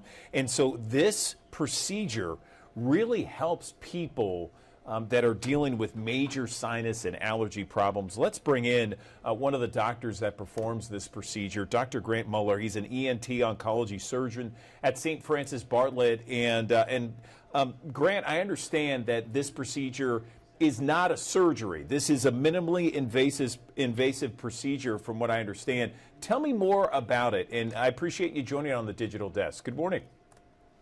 Hi, good morning, Andrew.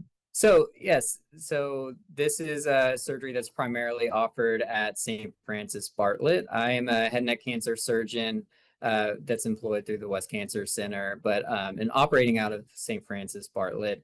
And so this is a surgery, and like you said, it is minimally invasive. Everything is done through the nose. There's no cuts on the outside of the face or anything, and I use very high-powered, high magnification endoscopes to go through and open up the sinuses to treat sinus disease. But while we've been doing sinus surgery for many years, the thing that we're offering now is something called sinus navigation that I use in the operating room. And so what happens is I'm able to get a very high resolution CAT scan of the sinuses. And that helps tell me exactly the sinuses that I need to operate on to open them to help treat a number of things like chronic sinus disease, growths in the sinuses, or any issues with the skull base. And so when I'm in the operating room, I actually put the CAT scan right next to the screen that my cameras are looking at. And in real time, my instruments are tracking across the CAT scan to show me exactly where I am. And in doing so, I'm able to improve my visualization. I'm able to see behind areas of bone or tissue that I wouldn't normally be able to see behind with my camera. It keeps me safe. It keeps me away from the really critical structures that are in the area, such as the eye, such as the base of the skull where the brain is, the carotid artery, the main artery that supplies the brain, and helps me ensure that I'm clearing out all the areas of the disease effectively, really to give the patients the best outcome afterwards. My understanding, Grant, is that you kind of use GPS technology for this. Tell me a little bit about that, and what kind of patient is the kind of patient that would be suitable for this type of procedure? Yeah, absolutely. GPS is a great analogy because like you're driving down to the beach or something, you're watching your little blue dot go on the map and track yourself. My instruments are being tracked along the CT scan, so I know exactly where I am at all times. The sinus registers within a millimeter of where I am, so there's very little room for discrepancy. So it really does keep you safe, and the data and the literature really supports that. As far as the patient that is perfect for the surgery, overall, the main type of people are patients that have chronic sinus disease, which, as you kind of alluded to, is a real issue down here in the Mid-South with all of the pollen and allergies that we experience. And ideally, it's a patient that has tried what we call adequate medical therapy, things like topical nasal steroids such as Flonase or sinus rinses such as a Neti-Pot or Navage, and they're still just having symptoms despite all these different medications. And so then we go in and these patients become surgical candidates, and we open up those sinuses to really widen what's called their natural drainage pathways to help them drain the kind of purulent, the pus and mucus that gets trapped in the sinuses, and also provides a way for us to really deliver those medications more directly to the sinuses to really get them a relief. Does insurance pay for something like this? How does that work? Yeah, absolutely. So insurances do cover this. This is something where if insurance will cover it if you've tried medical therapy. Generally, a medical therapy is a trial of about 3 to 4 weeks. And if you are still having symptoms after about 3 to 4 weeks, then you would be a good candidate for a sinus surgery. It's really an incentive for insurances to pay for this because chronic sinus disease is such a burden on the healthcare system. There's about $60 billion annually spent on chronic sinus disease. And so it really does fill up our urgent cares, our emergency rooms, and patients that actually do have surgery sooner have less healthcare utilization. They're having less prescriptions. They're having less procedures overall. So it is actually within their financial interest as well to cover this. So if someone's interested in this, because it sounds interesting, it sounds new, cutting edge, groundbreaking, Grant, how do people find out more about this? Yeah, absolutely. Like I said, I'm employed primarily through the West Cancer Center. Much of my interest is in head and neck cancer surgery and reconstructive surgery, but I am an ear, nose, and throat doctor by training. And so I do general ear, nose, and throat surgery as well. So if a patient is interested and wants to see me for a consultation, I am at the Wolf River campus for West Cancer Center twice a week, and I'm happy to see patients here that can be scheduled through our website or by contacting the West Cancer Center. Okay, and if someone wants to know about this specific thing, can they go to St. Francis Bartlett or St. Francis's website? I mean, is there stuff online? Not that I'm aware of. So right now, this is something that we're still getting off the board. That is certainly something that we're working towards, is getting that information readily available to patients. There's, of course, an abundance of information available online as long as you're looking at the correct sources. But I'm also happy to talk to patients extensively about kind of the advantages of this type of surgery. Okay, great. Well, listen, Dr. Grant Muller, we really appreciate your time on the digital desk and this information about this new endoscopic sinus procedure. It sounds like it could give relief to so many Mid-Southerners out there. We appreciate your time. Thank you. Absolutely. Thank you, Andrew. Have a good day.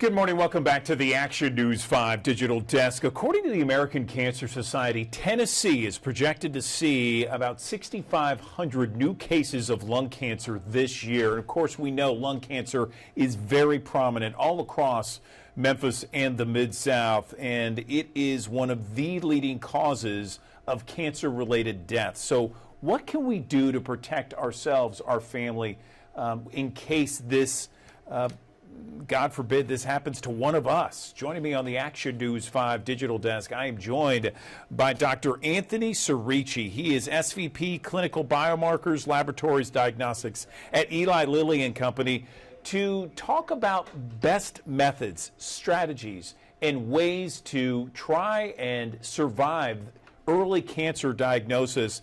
I really appreciate you joining us on the digital desk, Anthony. So where do we begin when it comes to surviving things like lung cancer, one of the deadliest cancers out there? Good morning.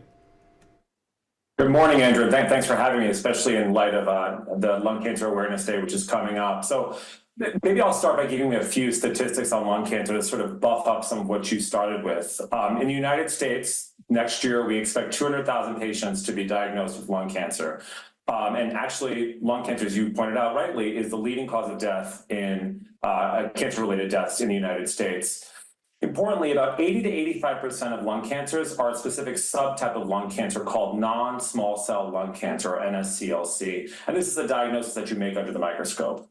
So of non-small cell lung cancer, there's sort of a bit of a silver lining around that subtype of lung cancer, which is that it's really the poster child for precision medicine. So the type of medicine where you give a specific drug that targets the type of cancer that you have, the specific type of cancer that makes your cancer unique.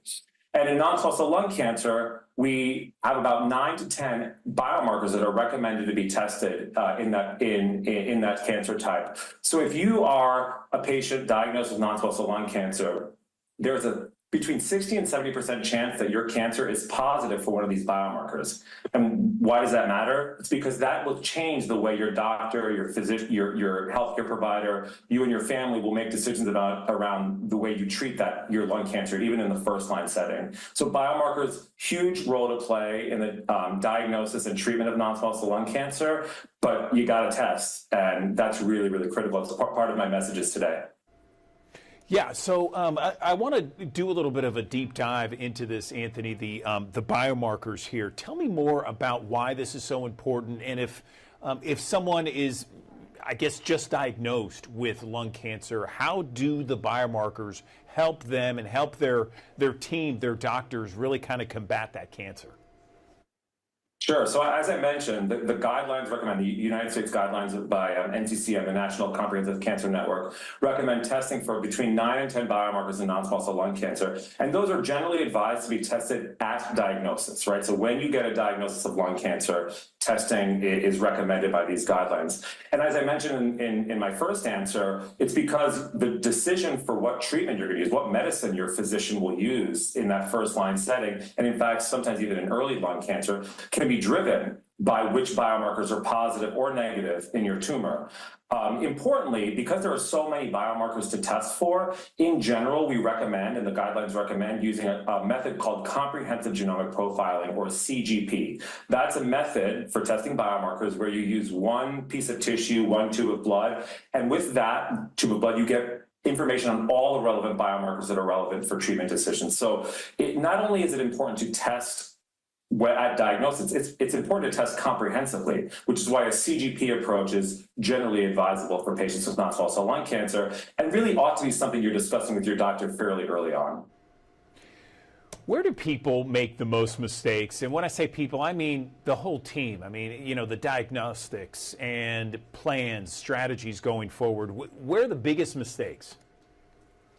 Yeah, I wouldn't call them mistakes. I would maybe call them underestimations of the operational kind of barriers, right? So I think the biggest miss that you can have early on in the diagnosis of lung cancer is not testing early enough, right? So, and not testing comprehensively enough, right? So we've been living in a world of biomarkers in non-small cell lung cancer for almost about 15 years now. So doctors are pretty savvy about, okay, there are things I have to test for on this lung cancer, but every year we're adding to that list of biomarkers. So making sure that we're testing at the right time and testing comprehensively is really, really critical. Let me go back to the testing at the right time thing. Some of these tests, they're pretty complicated. They can take a while. Right, so you want to get that ball rolling. You got to get tissue from pathology if you're using a tissue-based assay. You're sending to a new laboratory that you might not be used to sending to, what you don't send your common labs to. So there's a little bit of an operational kind of nuance there. So you really want to get started on that at diagnosis, so that when your patient comes back or when you go back to see your oncologist,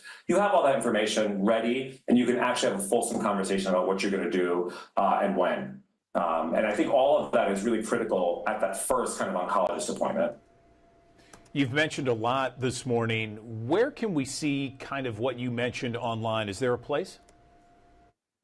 There sure is, yeah. So I want to, before we get to that, I just want to say, we're all in this together. Patients, doctors, healthcare providers, caregivers, right? We all want the best treatment opportunities for our patients with non-small cell lung cancer. And that involves advocacy, that involves asking questions, that involves actually kind of being annoying about when you're getting tested and how you're being tested. So if you'd like to learn more about methods for testing, about precision medicine in general, about non-small cell lung cancer, check out Lilly.com. There's a lot of information there for you. All right, Dr. Anthony Cerici, we really appreciate your time here on the Action News 5 Digital Desk. A lot of data, a lot of information, and thank you very much for talking to our audience about it. Thank you. Thanks for having me, Andrew.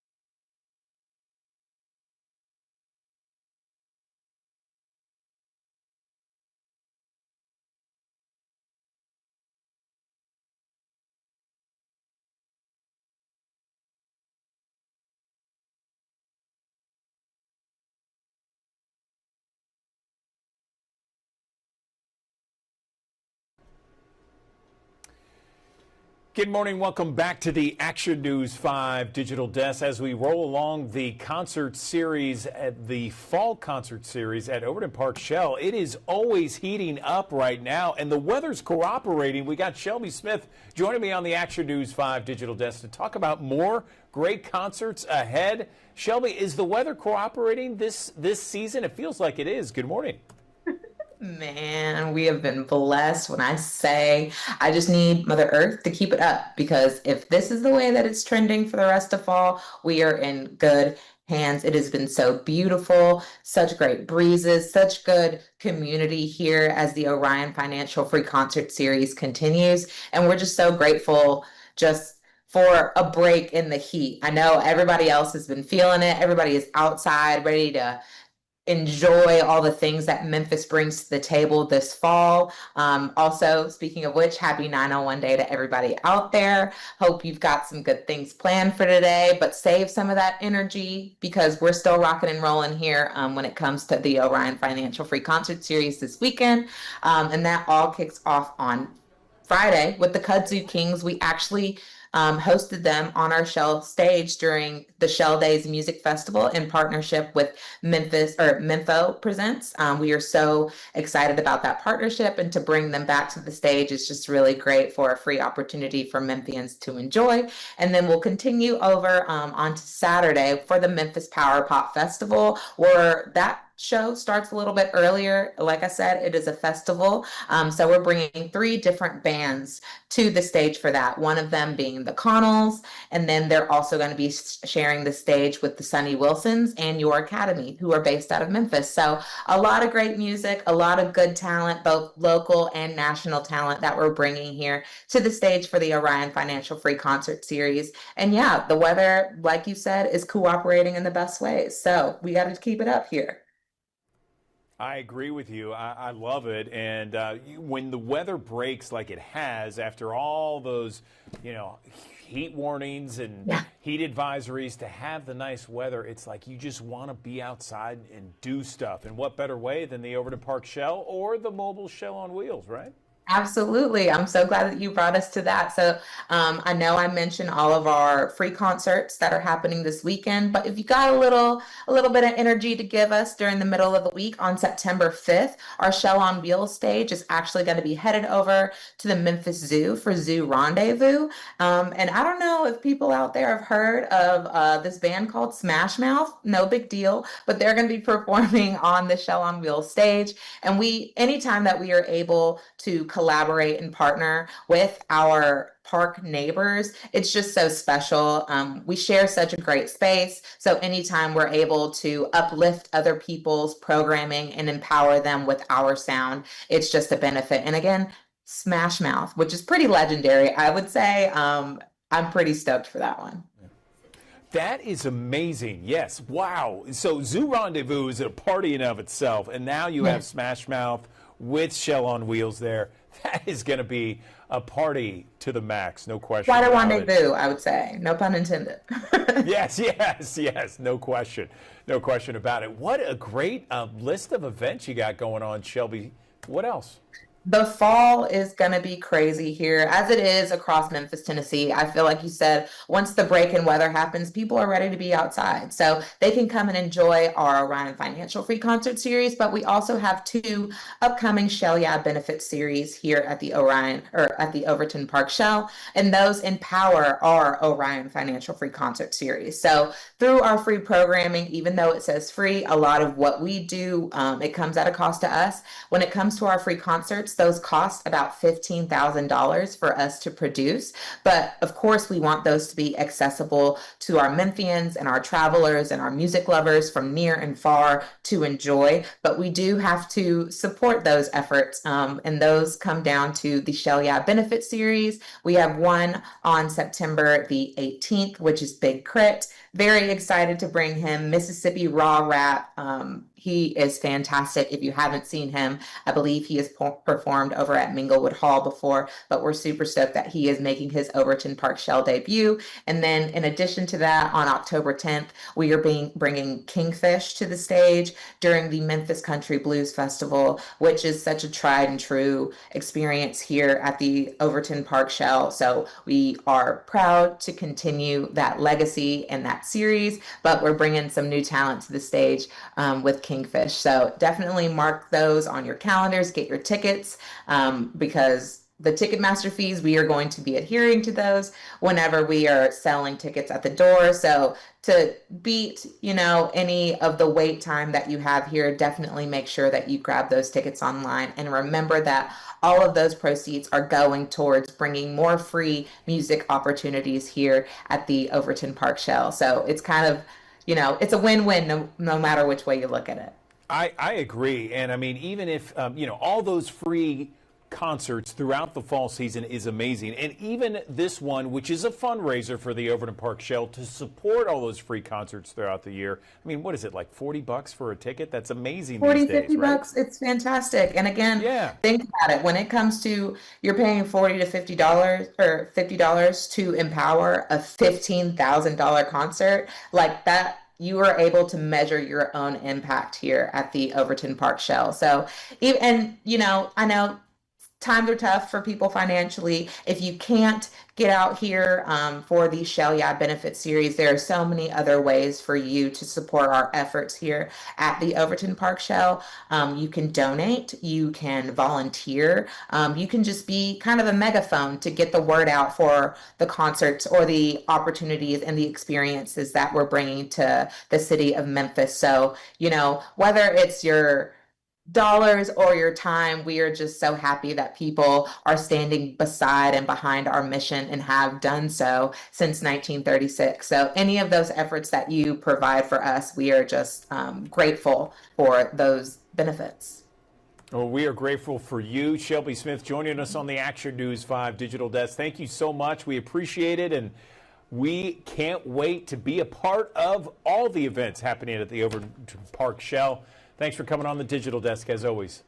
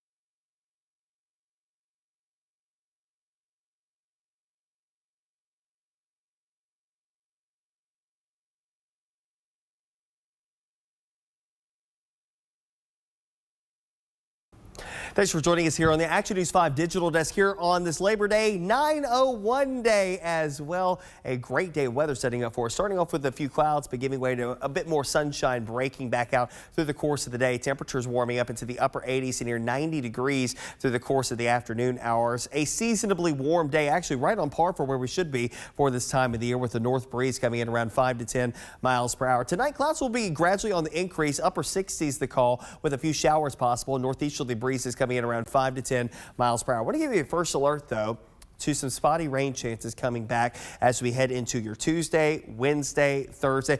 A lot of this week will feature at least a shot for a little bit of rain each and every day, but will it be in every location? No.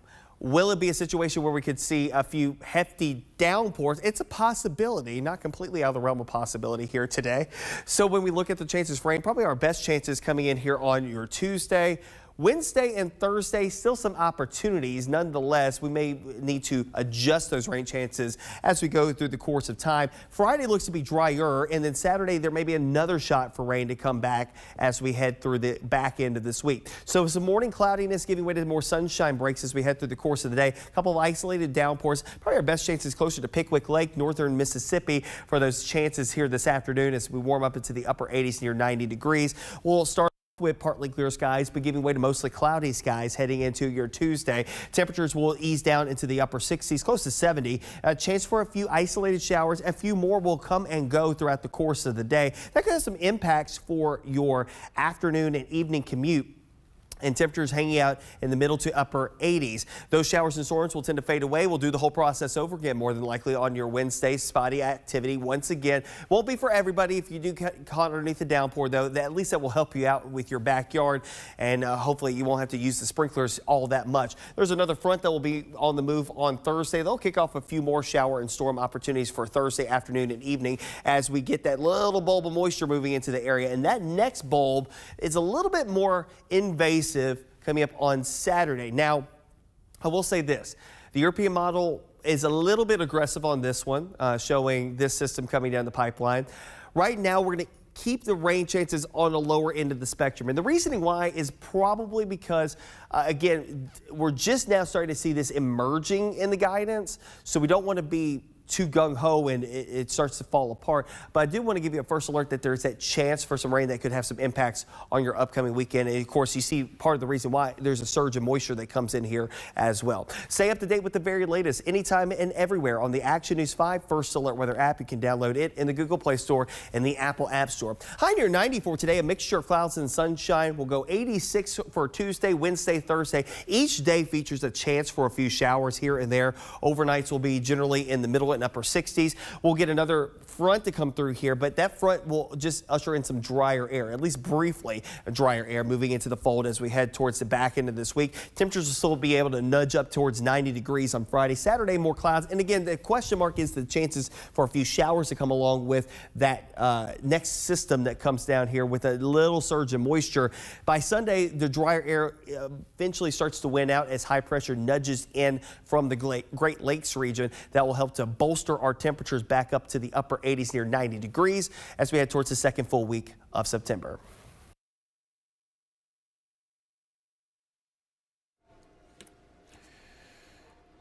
Good morning, everyone. Welcome back to the Action News 5 Digital Desk. We are always trying to improve our mental and our physical wellness each and every day. We are looking at all kinds of different ways, different trends, what works, what doesn't, what's the latest research say.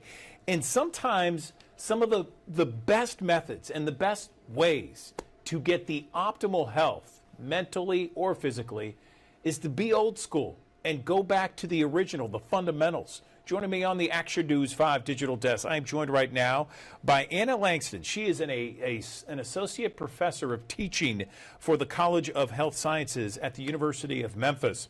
And Anna, first off, you know, we all want that wellness, that optimal health. What are some basics that we could do today? You know, not next week, not this weekend, today, to get that wellness that we so desperately want. Good morning. Good morning. Thank you so much for having me. Absolutely. The basics really have not changed. We know that we need to move more. We know that we need to get more sleep, 7+ hours of sleep a night. We know that we need to drink more water. We know that we need to make sure that we're getting enough fruits and vegetables, 5 servings plus a day of fruits and veggies. And it can be so easy to be kind of dazzled dazzled by our latest fitness trends and maybe become a bit overwhelmed by all the things that we are seeing out there in the informational age, right? We are always hit with what we need to be doing, what we should be doing. But I really want to go back to making sure, where are we at, assessing our baseline, where we're currently at as far as those hallmark basic things that we should be doing. Many times I teach a course called Principles of Health, Fitness, Instruction. And we talk a lot about goal setting and looking at and making them a hallmark in your life, making them a non-negotiable in your life. So I don't want to hit you with 1,000 recommendations, but I want you to go back to the basics. Evaluate how you are currently doing in terms of your physical activity. And I absolutely love these this National Wellness Month, because it really gives us a time to pause and reflect and see how we've been doing. Many times we think about the beginning of the year as a perfect place to, set those new intentions, prioritize sleep, prioritize physical activity. But really, this time of year is a perfect time to evaluate and see how you are doing. How can we move the needle towards better health right now? Don't look at every day as like, I've got to start over on Monday. Look at today. What can you do that's going to invest in your health this month? And I encourage you to choose one thing and make it a priority. And that one thing can turn into a two days a week and even more. So where do people make the biggest mistakes, Anna? Because you mentioned, 7+ hours of sleep, fruits and veggies, drink lots of water, physical activity. Where do people fall short the most?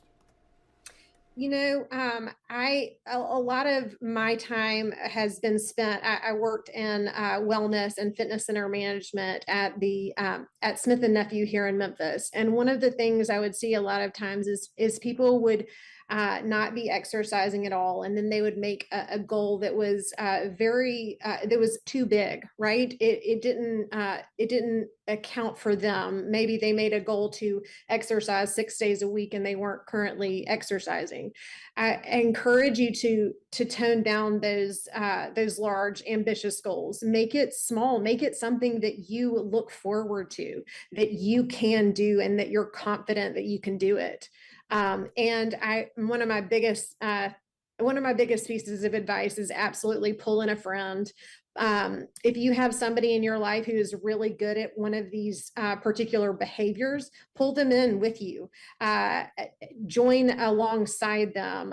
We need each other. I'm a really big believer in encouragement, right? In that social aspect, because you can really hit multiple dimensions of wellness when you are working in the physical domain, exercising, bringing in a friend, trying a new class, and you can make it more fun and accomplish multiple dimensions of wellness and not just the physical dimension.